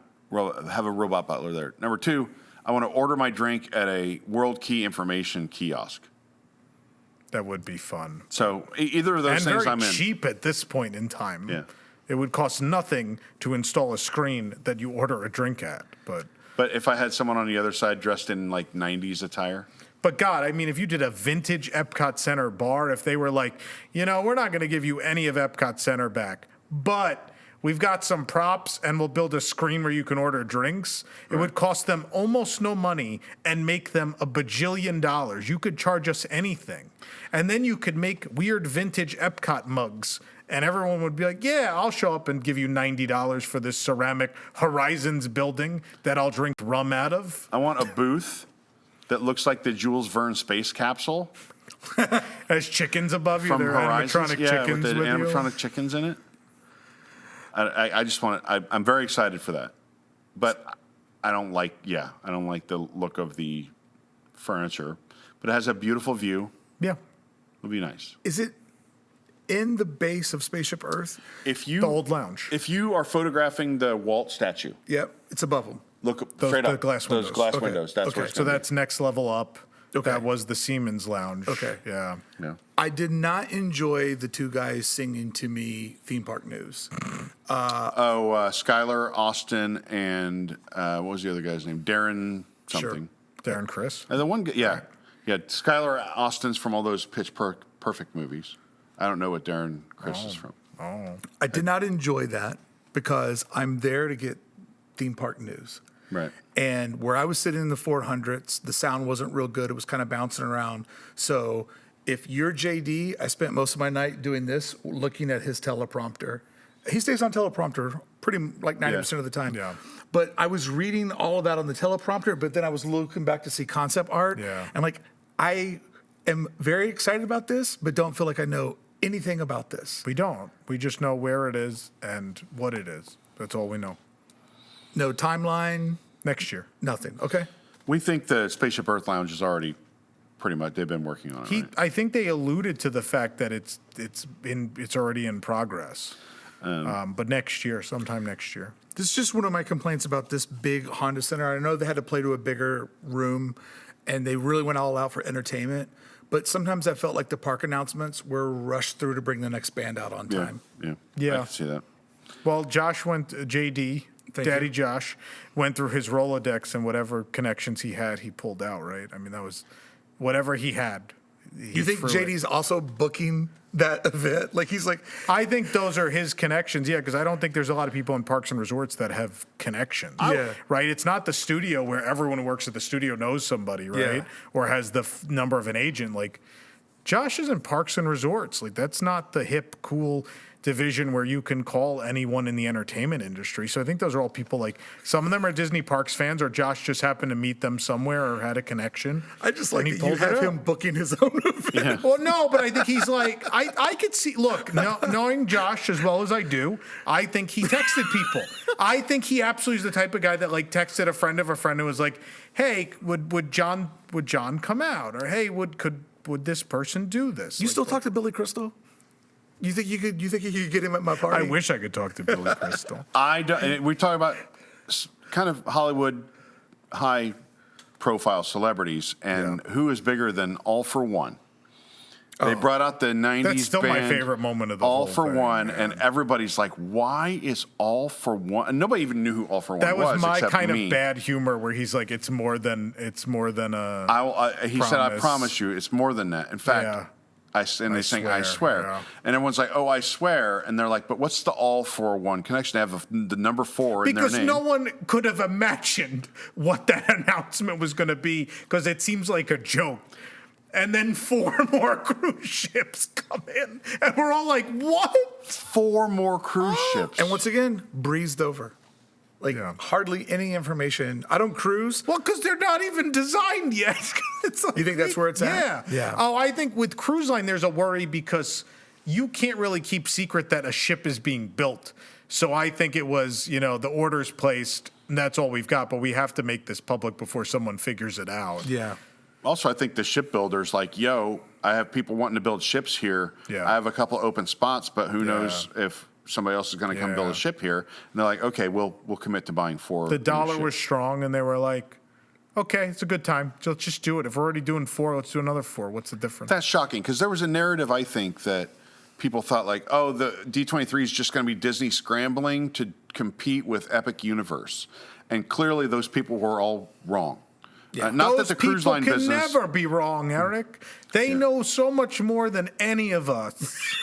Not that cruise They ships. know Muppets is going to close and Grizzly Peak is gone and Epic Universe will just be the greatest thing God's ever bestowed upon us all. And we should all be thankful. I think the cruise line business does help Disney's parks in Florida because undoubtedly some of the ships will be sailing out of Florida, and people go, okay, we'll go on a 4-night cruise and go to Disney for 3 or 4 nights. Right. Yeah. It helps. Universal doesn't have a cruise line. We think they probably will white label some kind of cruise. Oh, no, we don't know Experience anything. soon. Haven't heard that. you No know, idea. Maybe Royal Caribbean will take a ship and paint it and call it the Woody Woodpecker. I don't know. I think there's going to be a Universal. Yeah. Universal Cruise Line, Harry Potter cruises or Well, something. I think like it'll be that. operated by someone. I don't think they're going to get No, into they're- operations. But Right. yeah. They will just white label cruises. Licensing deal, you think? But I think there'll be new boats, though. I do think that, but I think it'll be with a partner, essentially. Yeah. But I mean, so many. Look, we're getting to some things that are pretty big at Disney World that will help bolster. I think there's going to be, especially the way that travel is going right now and the way the economy has been, that there will potentially be a short-term period where Universal's taking away some Disney feet. People are going to that park to check it out. Just as I predicted, they're going to have various ticket restrictions to make sure that they milk you for as much as they can, where they're not going to sell you a single-day ticket and all that kind of stuff. We kind of predicted that. Can we send the Comcast executives in a time machine back to 1999 so they can understand the mistakes they're making right now? Because I remember we went to Islands of Adventure when it opened, and we were forced to buy a 2-day park hopper ticket. Yeah. Do you know what happened in 1999? That park fell on its face, and no one got it, and no one showed up, and they almost went out of business if it wasn't for Horror Nights. Yeah. It went on a 10-year. If it wasn't for Harry Potter, we would probably not be talking about Universal theme parks right now, because that's how bad Islands of Adventure was fumbled in 1999. Yeah, for all the people that think that Disney's going to fall flat on its face when Epic Universe shows up, and they somehow look the other way about these ticket deals, where you got to buy X amount of days to get into Epic Universe. If Disney even suggested they were going to do something like that, they would just hold their feet to the coals. But somehow everybody's looking the other way on this one. Yeah. Yeah, I mean, there's a narrative out there that like, oh, Disney's just trying to catch up. Universal's lapping the field. Then I just go to Universal and I go, where? Yeah.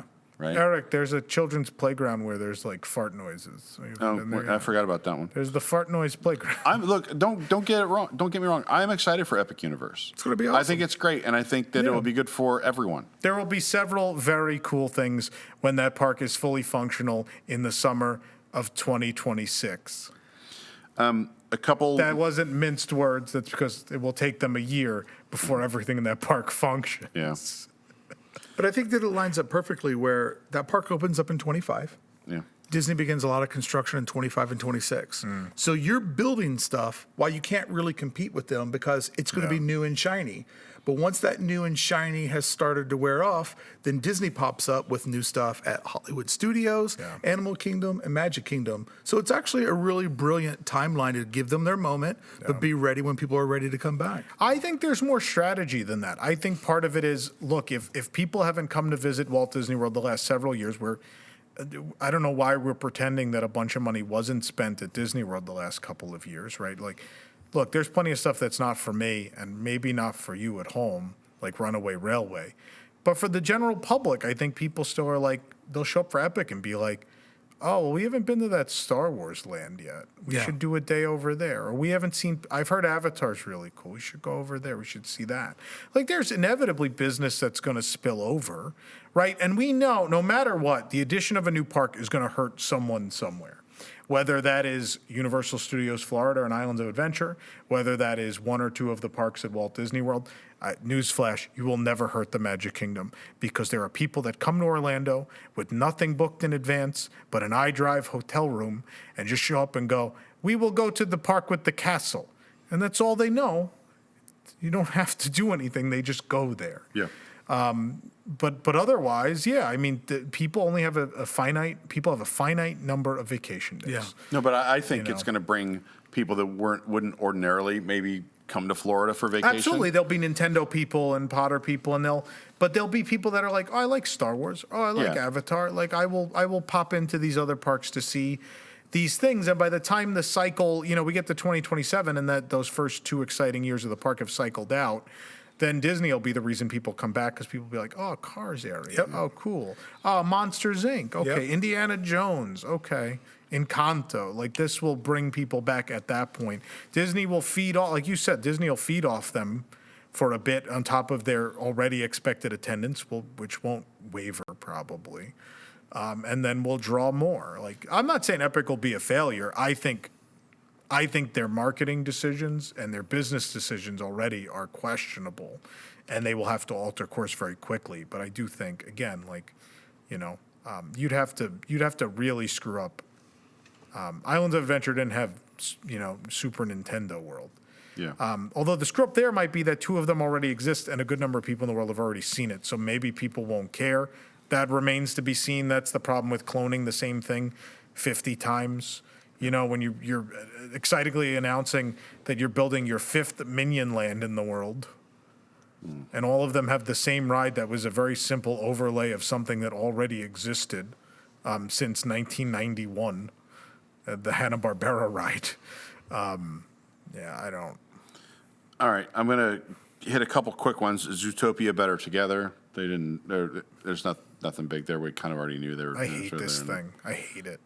It makes no sense. I hate it. It doesn't belong in the tree. It makes no sense. Why are animals that live in a world that's only animals where they have human features teaching us about biomes? Like, how do they know our world exists? They live in a world that's not ours. Like, how does that work? How do you teach real world ecology with fake world ecology? And I know someone will bring up Avatar, but like Earth exists in Avatar. I don't know that it exists in Zootopia. Do they live on Earth? I have no idea. All right. Also, It's there's like, I don't even want to engage. I like this, a Hercules stage show for DCL. Yeah, great. Hercules, I feel like an IP that doesn't get as much love as it should. And it should. That's another one of those ones I think like Beauty and the Beast and Mermaid where eventually, like in 5 or 10 years, someone will be like, we should build a ride. I'll buy some Air Hercs on a cruise, The merchandise opportunities, like a snack window where you could buy the cup. Yeah. Like the big Hercules like column cup with the straw. Like the money is there, and I don't know why no one sees it. Oh, well. Maybe they're coming around on Hercules. All right. Spider-Man Hong Kong Disneyland. Amazing. Yeah, I mean, they got money. They They get the real Spider-Man ride. I love that all the Marvel stuff's going to be different. We're not just going to clone the multiverse ride. We're going to do different stuff everywhere.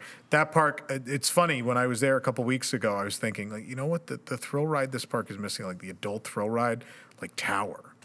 And then for them to go and be like, oh, we're going to build Tower of Terror, but it's Spider-Man fighting Doc Ock while you're in Tower of Terror. I'm like, okay, I'm on board. Yeah, looks great. Like Lion King, I will be first in line.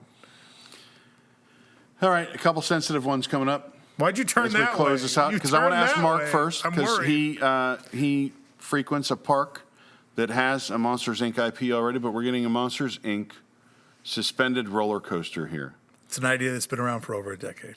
Long time. Finally blowing the dust off of it, putting it out on the floor. Yeah, okay, so there's a debate on where it's going to be at Hollywood Studios. Not if you work in this building. Not if you work in this building. Luckily, I'm unemployed. So this is the thing that I'm curious about. The animation courtyard desperately needs something in there. That is a massive footprint. If they commit to monsters in there, that shows a real commitment to this IP, because that I mean, the way that park's laid out right now, that's kind of like the last big move on the chessboard, right? Yeah. And to bet it all on Monsters Inc. will be an interesting bet. I don't know if it's that big of a property, but it does create a nice daisy chain where you have the Toy Story and the Monsters. Aerosmith is done with Rock and Roller Coaster. Maybe that becomes some sort of Pixar thing. So you have this nice Lightning McQueen Racing Academy. right, right. You have that. Well, I still don't know where that building's at. So you have all of that in there, and it seems to make sense. But the big caveat: are they going to bet this big on Monsters Inc.? That's the part I'm curious about. Yeah. So there's also something of just a rumor. And I don't believe this rumor because I'm with Tom, the animation building. We have heard people say they as of Friday, we're told we're out of this building. Yeah. People work Yeah. in that building and they are being moved out. Yeah. Because they are part of phase 1, right? But I did hear someone say they could build a Monsters Inc. land, and then you go from inside that land, you can actually get to Rock and Roller Coaster, and that the Monsters Inc. roller coaster would replace Rock and Roller Coaster. I don't think that's going to happen. They've talked about that breakthrough from Animation Courtyard to Sunset a million times. I don't know why it's never been done, but I know it's been talked about to death. Like Sunset Ranch Market, where that gate is, I think it's been talked about a million times. I think it will eventually happen. I don't think it has anything to do with Rock and Roller Coaster today. I do think after Monsters, Inc., Rock and Roller Coaster is probably the next thing that's going to see something happen. It needs an IP overhaul. I think they'll do the Electric Mayhem thing. I think it's one of those things where they weren't even thinking about it, and then people got on the internet and were like, this would be cool, and then they all looked at each other and went, they're kind of right. And we're like, but then they're like, but we're doing these things, right? You're like, yeah, these are the first things. They're like, okay, so later we'll come back to this. My whole thing was, if you want Muppets Courtyard, you can have Muppets Courtyard. My thought has been that shell of a building that is Lightning McQueen's Racing Academy can be turned into anything. Yeah.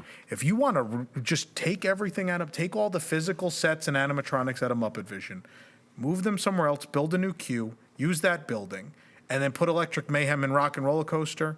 The Muppets get moved out of the way. You could do whatever. You can tickle all the Star Wars people with all their Disney Plus garbage over on that side of the park. Then there's nothing between the land and Star Tours at that point. Do whatever you want. And the Muppets you put over here, you have a good IP for Rock and Roller Coaster.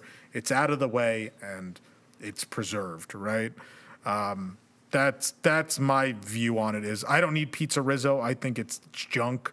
It has a couple of shining thematic moments, but it wasn't everything it should have been. People were disappointed when it opened. Mama Melrose could go today. Yeah. You know, I know they seat a lot of tables, and so it's hard to sell closing that place. But despite the quality of the food, that's the thing. That's the only things that have survived at studios are food venues or sit-down restaurants because their turnover and their money is so good that they're untouchable. 50s prime time and sci-fi no longer speak to anything in the park, but they're untouchable because of the amount of money they make a day, which is great because I love them and I hope they stay forever. I don't think there's another Disney park that has that many sit-down restaurants. I mean, it has so many of them. It's hard sometimes at restaurants to, like, I don't want to just do walk up. Like, I want to sit at a table. I want service. I want to just chill. I've been going hard all day. I don't want to, like, get a tray and then go back and get condiments and all this stuff. And that park has so many of them. The Muppet Courtyard, though. Epcot might have more. You think? Yeah, it does. Yeah. Does it? It just Studios feels like there's based a lot. on the size of the park, though, it's an impressive A lineup. good density of them. Yeah. And they're all in those, like, 2-3 rolls, right? It's Yeah, just and then like, they added the Roundup, not that I like it, but Roundup Barbecue got added too recently. I was not a fan of that. No one is. But the Muppets Courtyard, if I were a local, that's where you would find me. I love the look of it. I love the New York City vibe. And my big thing is this. I love when you can get lost in a land and you can no longer look back out. So when you go over where the Christmas store is, and I'm also a Christmas junkie, when you're in there, nothing else exists. Yeah. And coincidentally, you're normally in there by yourself, which makes it even more magical. Like, if I was a local, I'd be hanging out on that Rizzo's balcony all the time. That would When be it's my open, spot. Yeah. I love that little corner. And you got to look at what their goals are. Their goals are to raise capacity.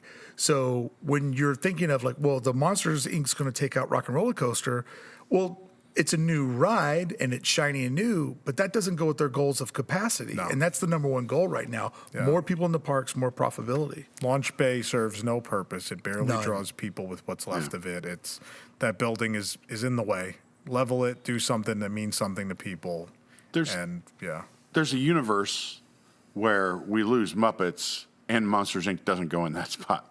Yeah. You know what I mean? Yeah. Yeah. Like, I think that is valuable real estate for Star Wars. Remains CEO. Right. If that's valuable Star Wars real estate, right? Yeah. It's that you could connect Galaxy's Edge to Star Tours. Star Cruiser is back there too in that yeah. corner. Yeah, I mean, it makes sense. So you could do that. Yeah. I don't know that all the opinions, and I heard this and I heard that, are very well formed about Monsters Inc. replacing that, because I just don't think there's space. Yeah, I mean, my thing too is when I try to speculate on stuff, I try not to grow the park's footprint because I feel like that's a little bit cheating. Until they say, hey, we're taking out like a cast member parking lot, like I try to make it all fit in there. And the only way that it fits is to take out Star Tours or to... Stunt Spectacular. Yeah, I mean, take out a couple of other things in there. But I feel like it's got to go in the courtyard, because my vibe is this: Hollywood Studios is my least favorite park at Walt Disney World.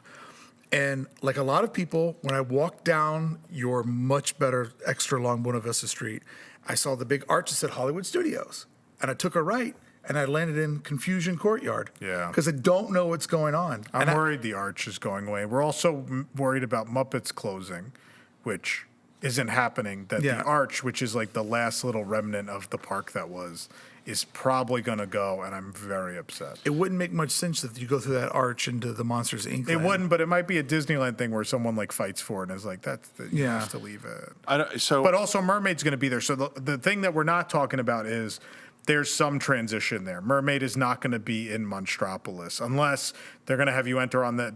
They'll keep it all like off to that left side and then just decorate that other side to look like Monstropolis and kind of hide that Mermaid's there.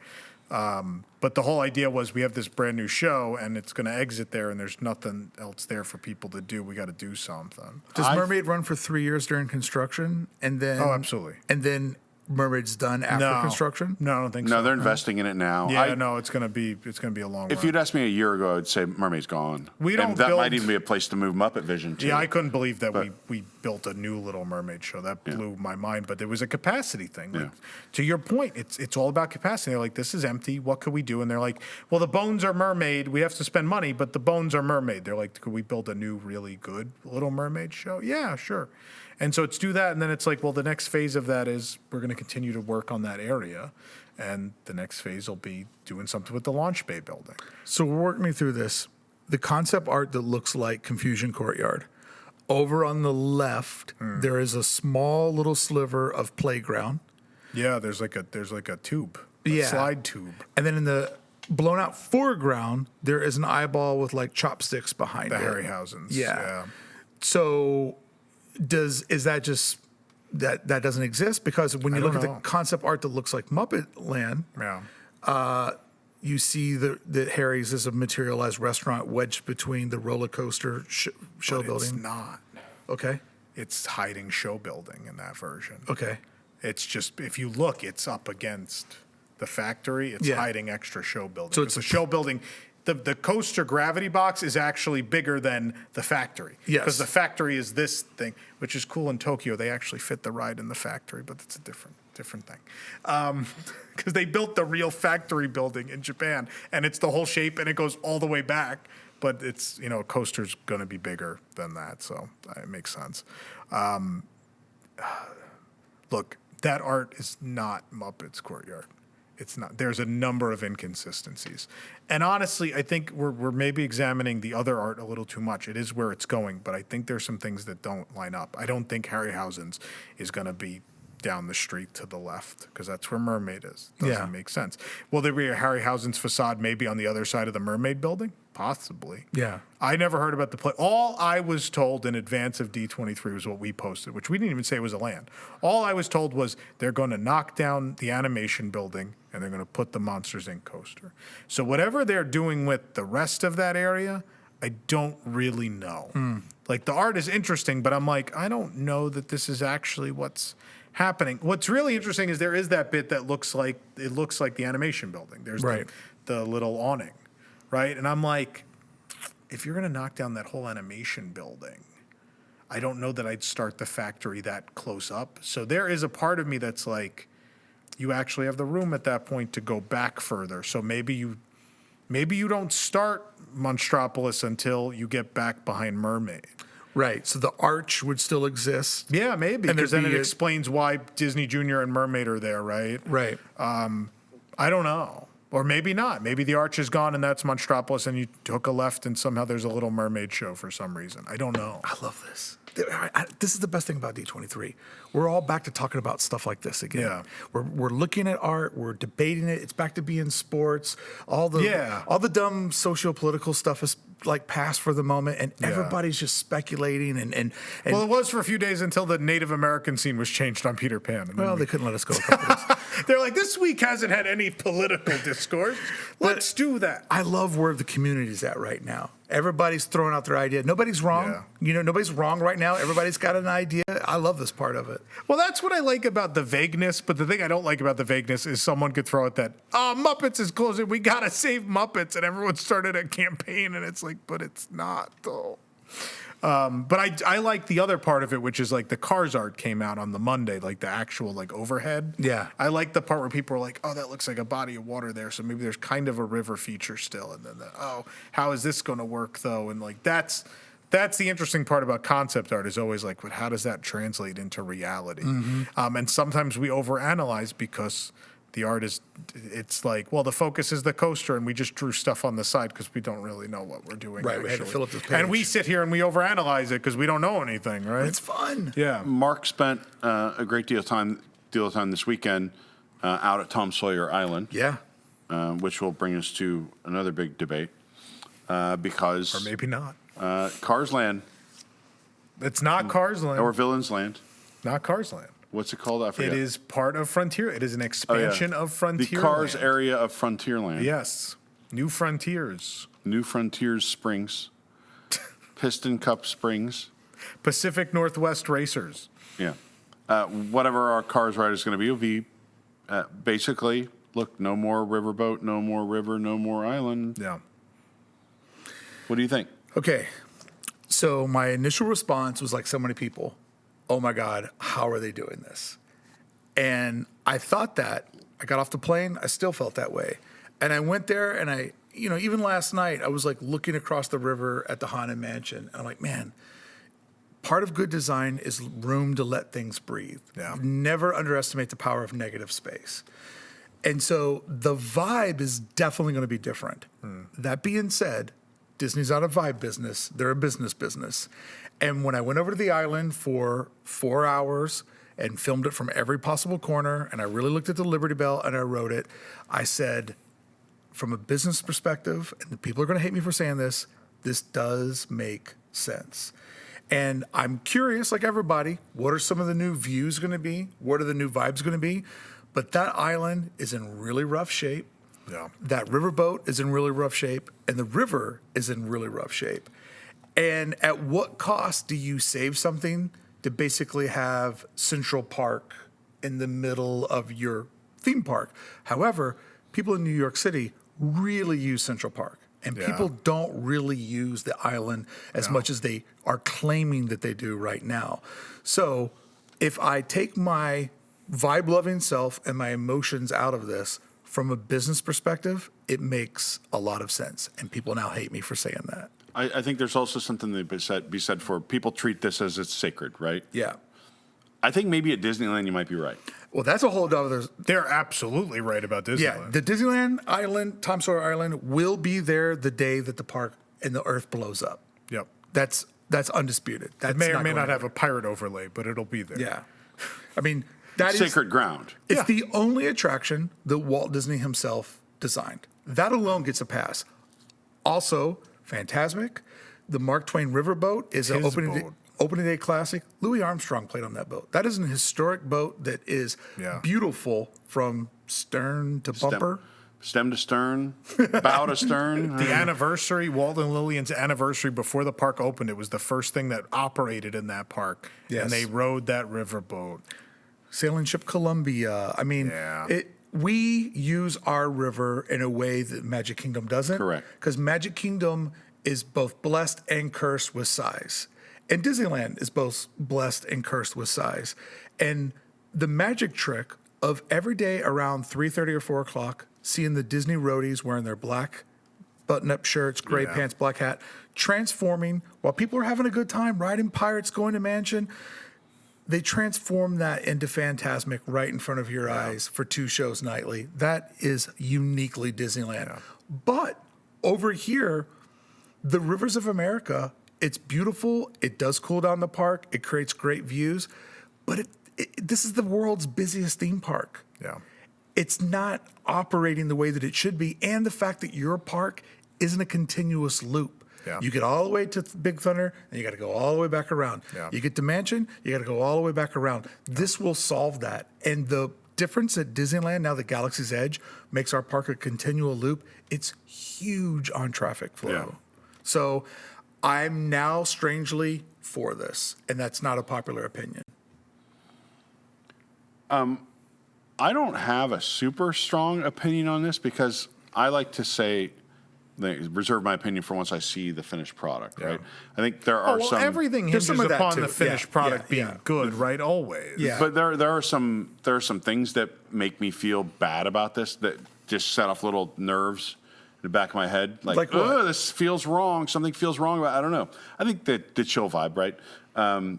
Walking, look, I don't go out to Tom Sawyer Island that What often. chill vibe are we talking I about? like in the mornings, like walking along the dock right there. That's the lower walkway. Because I can next show to you a it, beautiful and- picture I took of the river. And inevitably, while that photo is being taken, I'm being hit in the ankle with a stroller and sprayed with sunscreen by someone. Like, No, I have good memories of walking along there, right? No, and there are it good is memories, nice, and it is undoubtedly It's very like pretty. a nice place to get away from the busier walkway right next to you. Oh, the dock is the fast Frontierland. way. Yeah. For sure. And I do like that. And it is a place where there is actually room to kind of stop and corner yourself and take a photo or whatever, enjoy it. The There is a fireworks little bit view. of that kinetic energy there that when the riverboat's going or when the rafts are going back and forth, but also like operationally, it's a nightmare, I'm sure. And I'm sure Ops wants to get rid of dead ends in the park, like you said, and the rafts going back and forth, it's kind of pain, just maintenance. Yeah. it underperforms. It doesn't reach capacity. Yeah. And I think this is what people should have their expectations set on. We've only ever known Disney California Adventure with Grizzly Peak there. And when you walk around Grizzly Peak, essentially, because Grizzly Peak is a giant, curtain, right? To keep the pier from the front end of the park. Yeah. Like it's a divisional wall. It's a giant berm inside the park. When you walk on any side of Grizzly Peak, it does create peacefulness. It does separate things. If they do something similar where Frontierland is facing trees and rock work, just like when you get out of Carthay Circle, that's a good vibe right there. I mean, when you come out of Avengers Hallway, it's a good vibe right there. Yeah. When you go around the Redwood Trail, that's my favorite part of DCA because it's the most tranquil, most removed from everybody else. So I think people are thinking that there's going to literally be Lightning McQueen doing donuts on the front lawn of the Haunted Mansion. I don't think it's going to quite be that bad. No, and I look at. I'm going to try to temper my expectations because I'm talking about OLC. But Fantasy Springs, the rock work and the outdoor beauty and the water and the motion and the things they do with your eye there are really remarkable. It's not just OLC, though. Disney's capable, right? Pandora is not a lifetime away. Yeah. It's a regime away. It was the Tom Staggs era. But they did that. And also that era, guess what else was built in that era? Cars Land. Yeah. Do you know who's responsible for the rock work there has been one person who's been in charge of, obviously a lot of talented people have worked with him, but Zol Torme, Walt Disney Imagineering, if there is beautiful rock work in the parks, anything from Big Thunder to today, Zolt was involved. It's the same talented people. And if those people can deliver Pandora and Fantasy Springs and Cars Land, they can deliver some cool Piston Peak, whatever this thing will be. Yeah. I think there's something to be said for, like, we've kind of squeezed all the natural beauty out of the place, and this is the last bastion of it. But, I mean, progress marches forward. But we're also not building a desert, right? Like, that's the thing that I like, is that we're not building Radiator Springs. I love, like, Cars Land is one of my favorite things that's ever been done by the company, bar none. Works perfectly at DCA, car culture in California. Makes sense. It's beautiful. Yeah. Does that make sense in Magic Kingdom? Yeah, maybe you could have blended that with Big Thunder, but we don't want desert. It's hot. It's hot all year. I don't need an arid desert landscape to walk through. The idea of the Pacific Northwest, right? Like how many times have we seen the Pacific Northwest in a Disney park? We've seen a little bit of it with Grizzly Peak, which is beautiful. We've seen it at a hotel at Disney World, Wilderness Lodge, which people love. And I think we can successfully blend that into Magic Kingdom. I think it works. I think people, what other thing that caught me is people are like, we're erasing America. Excuse me. Okay, so you have Liberty Square. It's the original 13 colonies, right? We're building a land themed to an area themed to the Pacific Northwest next to an area that celebrates New Orleans and another area that celebrates, like, the natural beauty of the Grand Canyon or the like, right? That all of that seems awfully American to me.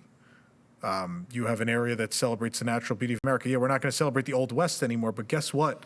The crowd coming to Walt Disney World does not have an affinity nor a nostalgia for the American Old West. That doesn't work here. It works in Anaheim, where there's people that have passed down that land from generation to generation, and there's a connective tissue there. And it works in Paris, where the Europeans have always had an affinity for the American West. It works there, and it's also the most beautiful example of it. All the other ones, doesn't matter. It doesn't matter. It's not ours was never, the Florida Frontierland was never evocative of the true Western genre, because the Western genre was already dead when the Magic Kingdom opened in 1971. And by the time Tom Sawyer Island opened in 73, people were long past that. To the point at which Tomorrowland couldn't even keep up from opening day. Flight to the Moon operated for 5 years before they had to make it Mission to Mars because we had landed on the moon. You know, Toy Story, the story of the first Toy Story is not like something cutesy John Lasseter came up with. It's the story of American interest in pop culture, where it overnight shifted from cowboys and Indians to space. And so you have a generation of kids who don't know what a Western is. They have no idea. They tried, right? They tried with Lone Ranger. Didn't go well. You know, there were plans for Lone Ranger stuff in Magic Kingdom, but the audience spoke. People were like, I don't have an interest in this. Also, I don't get it. What's more American than car culture, right? Like, we are the car country on planet Earth, right? You could make an argument, though, that these places like New Orleans and the American West would not be possible without the rivers and 100%, transportation of places nobody likes to talk about in flyover country, like Hannibal, Missouri. Yeah. Or these places that Mark Twain wrote about. Yeah. Right? And there is something to be said for that. Those areas are not represented except for Rivers of America. You know, you have the Mark Twain. There is, without the Mississippi River, there's no New Orleans. But but see, Walt Disney World has the blessing of size, right? Yeah. This isn't Disneyland where it's like, well, I want to go sit by the river and enjoy the relaxing vibes. And that's the only place at Disneyland Resort I have that option. Yeah. At Walt Disney World, there's something you can do. You can get on a bus and go to Port Orleans Riverside, and you could go sit and watch real boats go by with guests. It is tranquil and quiet and beautiful and serene, and you don't even need a park ticket. You don't even have to pay to do it. You could do it for free. When I was on the island, I was looking at all the families around me, and I was imagining those kids' excitement getting onto a Cars attraction. Yeah. Whether it was the rally race that we're going to get to go on that will be the e-ticket or the smaller one. And I was also thinking about what a fantastic job they did building out Radiator Springs as a land. And even though in my heart of hearts, I would rather see Cars at Hollywood Studios because I got that DCA comparison in my brain. Pixar. Yeah, but I just, and I hate that I'm saying this out loud, but like, I would be lying to myself if I said it didn't make sense. And as the more time I spent there, and the more I got used to, you're going to have 2 Christmases now that mommy and daddy don't live together anymore. Yeah. You know what I mean? Like I just had an adult conversation with myself, and it all started to make sense. And I'm kind of now excited about it. And it's not just Radiator Springs Racers, right? It's a completely new version. If they cloned it, I'd be pissed. Right? And that's that what would be makes cool. it different. It's like, we're doing a Cars off-road race. Yeah. And you're going to skim puddles and go over obstacles. And Is it still like, that test makes track it ride system? We would we don't assume, know. but maybe not. It's got to be something more advanced because Test Track or Radiator Springs has a Can't hard puddle time in jump. the rain. Yeah. Yeah. But no, I mean, and I was also trying to imagine this park with an e-ticket attraction like that over on that side. It changes everything. Yeah. I mean, you know, it's not done yet. It's not even a shovel in the ground. Yeah. So who knows where we're going to go. But I'm now more open to the idea of this park losing its Rivers of America. I think if you go there and you just kind of try to keep an open mind, if that's possible for you, I think most people will see it as not the doom and gloom that it's been projected by the community. This is a big moment for this next generation of Imagineers to put their stamp on something. Yeah. Because I think a lot of people believe that Imagineering in the the late 2010s, the early 2020s has been lazy. Yeah. Or didn't get it. I think Runaway Railway's probably the biggest example of that. There have been some other things. I think Epcot in general. Like people love Guardians, but I mean... Right. There have been some great things that they have done, but I feel like they haven't done a good job of putting their cohesive stamp on here's a place that you are now, that is a new thing that we've created, that you can suspend disbelief long enough to really love it. And I think the last, I mean, look, Pandora and Cars Land. And in between, there's been nothing since then that takes me and makes me go, oh my God, I'm in this special place. Now, I've not been to, for instance, the new Fantasyland stuff in Tokyo, which is... But again, it's different money, right? So we need to be convinced that money is going to be spent by the Walt Disney Company. But what makes me feel like it's going to be is World of Frozen in Hong Kong is really gorgeous. It's a beautiful, beautiful land. I think we have seen little bits and pieces where it's like, okay, we're going in a certain direction here. Like whatever you think of the new Country Bear Musical Jamboree, there is no doubt they rebuilt all of those animatronics. They are cutting edge. They are gorgeous. Money. The money was spent. Tiana, those figures, the money was spent. And Hong Kong, World of Frozen and what they're building at Disney Adventure World, the money is being spent. So there is no reason to think they're going to take the legs out from under any of these projects. These are all going to be everything they can be, because the belief is if you build it, they will come. If you build, the proof is there with Pandora and Cars and those things. If you spend the money and build it, you see the impact financially. This is domestically, though, the first time we've seen them really take a blank slate and create a new experience, right? So Galaxy's Edge, which has been open since, 2019. I think it underperforms. I think it doesn't hit all the notes for most people. Aesthetically, though, construction-wise, it's great. Yeah. They just made some bad decisions with timeline and the legs were taken out from under it. Clones, bicoastal clones of one another. Big mistake. We have Remy, clone, Tron, clone, Tiana, reskin, right? I mean, I like it. I like what they've done with it, but it wasn't someone taking it from the ground up, creative vision and creating this. You're right. This is their chance to really look domestically to do what they're doing internationally, which is creating new great spaces that connect with people. And the stakes are very high for this. Big, meaningful investments, which in the U.S. have been few and far between. I think Disney World's best days probably ended in the mid-1990s, and then everyone got very timid about spending big unless they were forced to. With Galaxy's Edge, I think they were forced to. And Pandora, they're kind of forced to. I'm sure they're being forced to now. Knowing Walt Disney World management, I don't think their mindset has ever really changed. Maybe I'm wrong. But I feel like this is all being forced upon them. And they're like, oh, my God, look what we're going to have to spend here. Because I think Daddy Josh, JD, is leading the charge and wants to prove that if we spend the money will flow. People will show up in droves if you build really cool things that mean something to them. And going back to the river thing for a moment, if we can. Someone tweeted at us today and said, they're taking away the heart of the Magic Kingdom. What? When has the rivers of America been the heart of the Magic Kingdom? When has that ever been the thing about Magic Kingdom that people gravitate towards? It's never been. Haunted Mansion? Sure. Carousel of Progress? Absolutely. The people mover, because Disneyland took theirs away. There are things people gravitate towards at Magic Kingdom that make it unique and special and its own place. The Rivers of America has never been that. Folks, that river's been half abandoned since I was a boy. There used to be other attractions in it. There was Mike Fink keel boats, canoes. Yeah. There are 2 attractions worth of capacity that have not operated in over 25 years.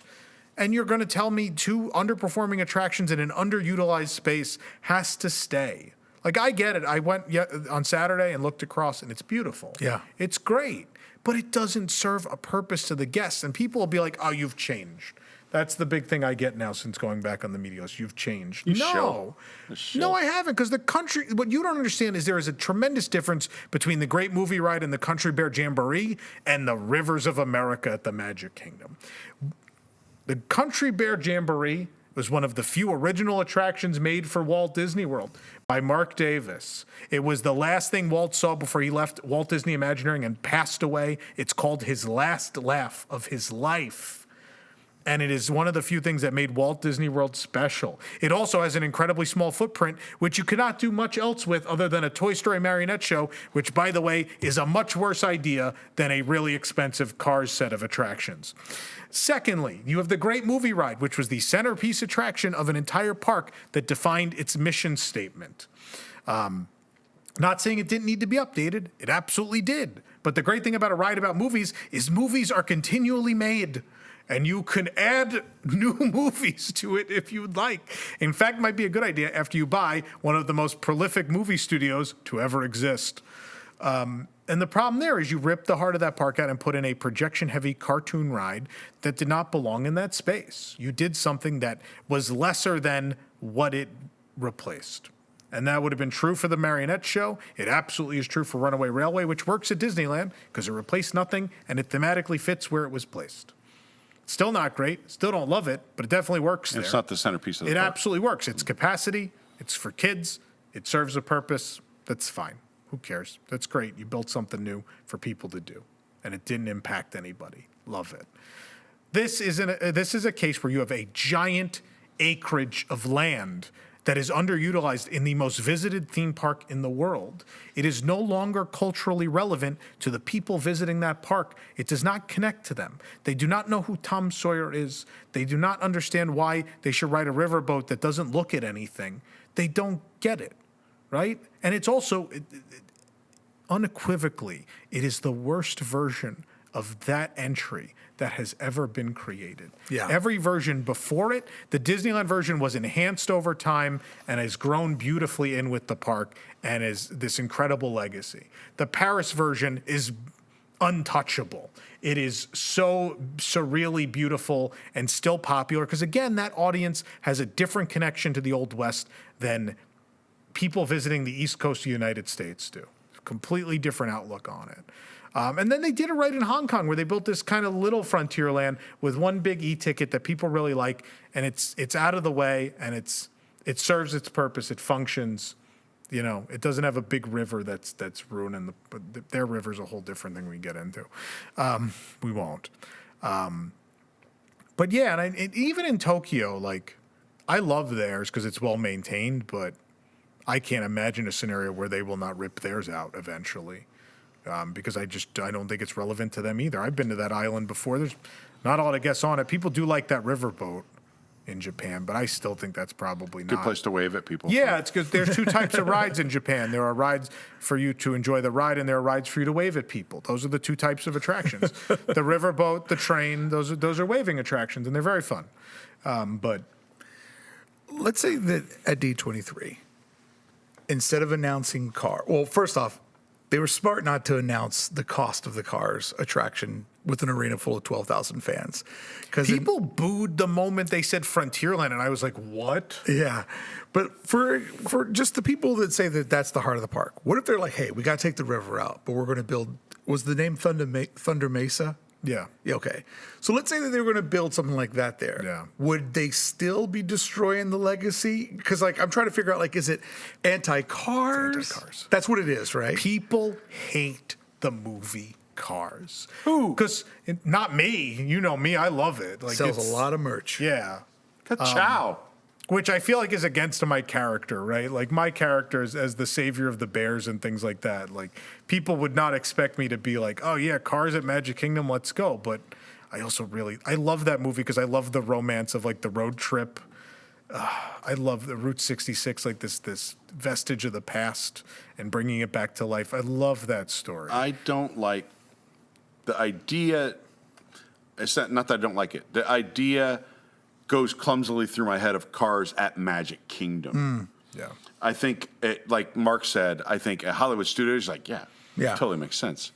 You know, at Magic Kingdom, it feels weird because it's not, you know, most of the IP that we see inserted in Magic Kingdom is more classic. Yeah. Because So- the park has been allowed to become stale. Yeah, that's a fair point. I guess we will see. I do think, though, that Cars is well on its way to becoming a multi-generational property. Yeah. It's one of the top merchandise sellers. I mean, it is a family experience. Yeah. And if you go to the island and look around, everybody like, would you rather be riding a Cars ride right now? They don't say yes. The answer would be yes. And I mean, and I'm not denying that vista, that view is breathtaking. One of the best in the park. Yeah. But can you keep every view if it's not doing its part with everything else, you know? They got to nail it. If they don't nail it, Pressure's on. Everything we've said they've got to nail, Yeah. right? Like that's always the contingency. Yeah. The idea of a Mickey Mouse ride in the middle of Hollywood Studios is not a bad idea. The problem is they made a number of bad choices along the way, right? do you have a problem with that ride at Toontown or just at Hollywood Studios? Just Hollywood Studios. It's still not my favorite ride, but I don't have a problem with it in Toontown. I think the queue's great. I think Fits it works there. really well in Toontown. And the update of Toontown made sense, Yeah. right? It speaks to a different generation of kids, which, you know, the kids that grew up with original Toontown are too old to go down the slides. So, yeah, you got to make it for kids now. But the cool thing there is, like, people can pass that down to another generation, right? It's, like, slightly different, but it is still Toontown. And I Yeah. get to give that to my kids now. Like, I really like that idea. As opposed to Hollywood Studios, where it's like, well, we erased history to build a ride that's in another park and build a clumsier, uglier version of it, right? That makes no sense where it is. But the thing I'll say for Cars is I am old enough and have been in this community long enough to remember a time when an expansion of a park was announced, and it was announced that the centerpiece was a land themed to the movie Cars, and people were angry because they didn't like the movie Cars. And then June 15th of 2012 arrived, and you know what happened? Everyone shut the hell up because they delivered one of the best lands they have ever built in their entire history. And so long as they do that, we will be fine. Now, again, they could not do that, and we will have a very different conversation in 4 or 5 years. But as of today, if I believe in Daddy Josh and this regime, which I do at this moment in time, I have to believe they will give us the best product possible, and it will somewhat make sense for a new Frontier. I almost said new Tomorrowland because, God, we've never had a new Frontierland. It's a Next weird D23, thing. hopefully.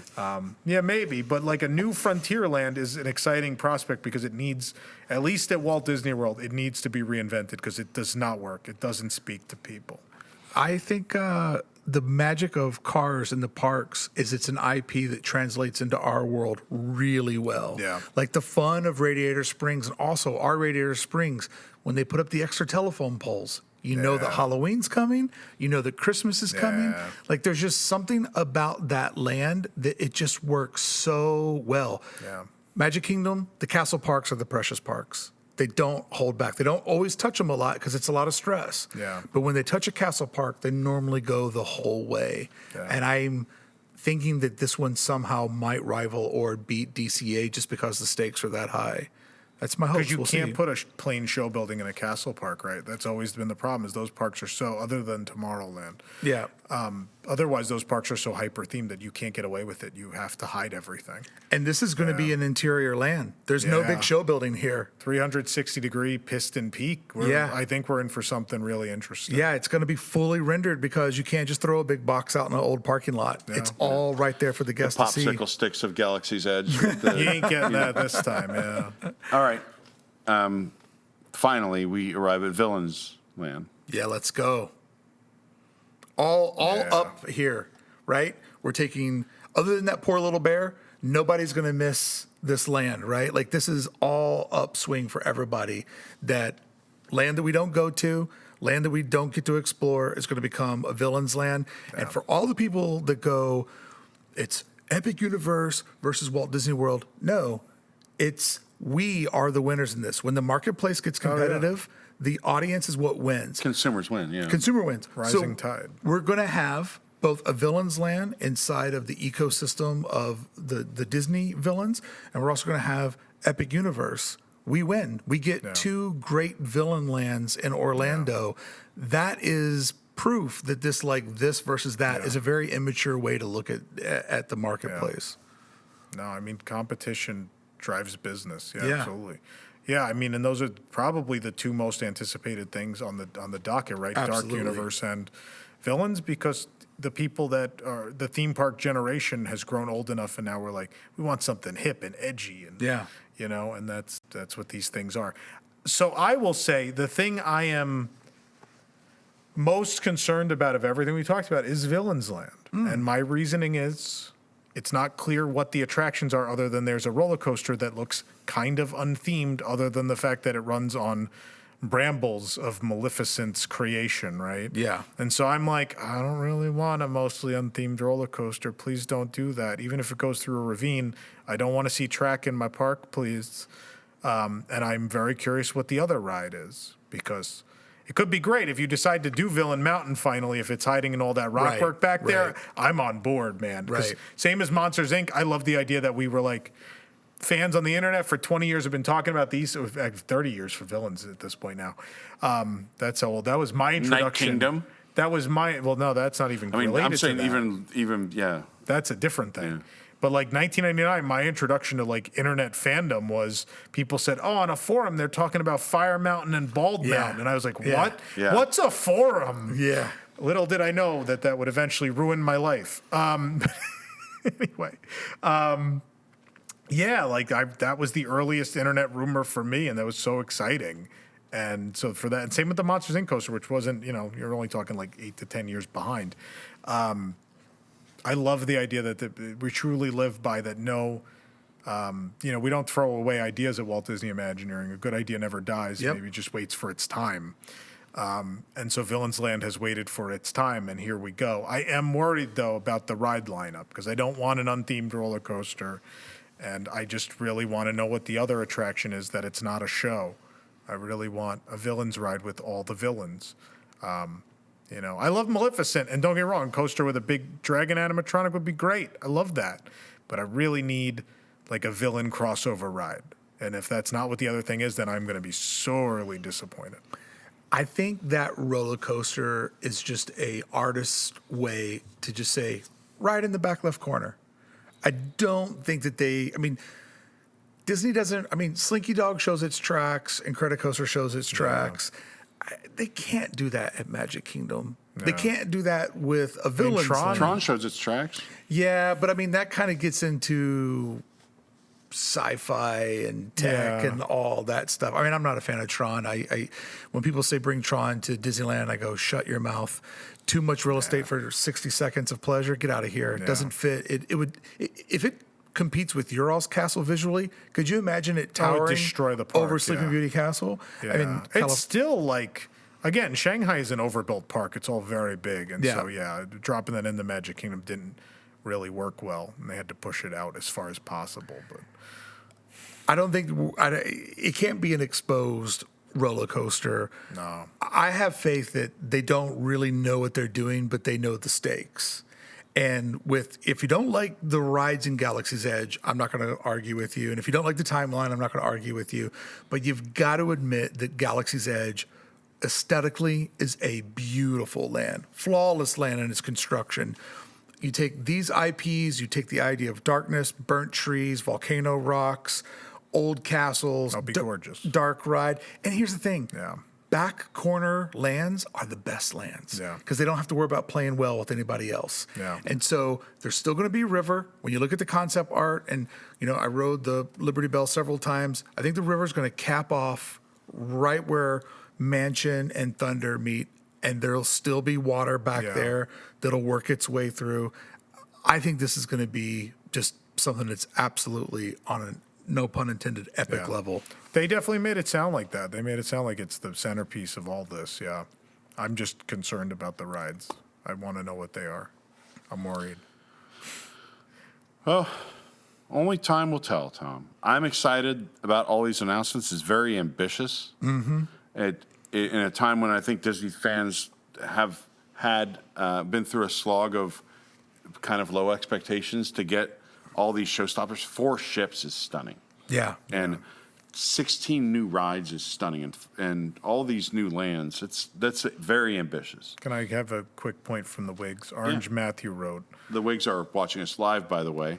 That's one perk of being a WIG. You can watch us record live before we get it edited and put it out on YouTube. Yeah. You can go to patreon.com/WDWNT to learn more about becoming a WIGs member. Sorry for the quick. but Orange Matthew, Disneyland has the much better, Disneyland has a much better runaway railway. Quote, I don't want an unthemed roller coaster, looks over at Barnstormer. The Barnstormer's not unthemed. The part that faces into the park is pretty much covered by the billboard and the tower and all of that. So what you see is just an airplane crashing through a sign. It's not a bunch of exposed track that looms over another land. It doesn't intrude into other places, right? I'm not fighting that Barnstormer is one of the best things ever done. Don't mince my words. It's the heart of the park, Tom. Yeah, the Barnstormer. That'll be the next one. When we rip out the Barnstormer, everyone will be like, "Oh no, not for." Well, I'm trying to think of what IP. Raya and the Last Dragon. Don't do that. But Wish.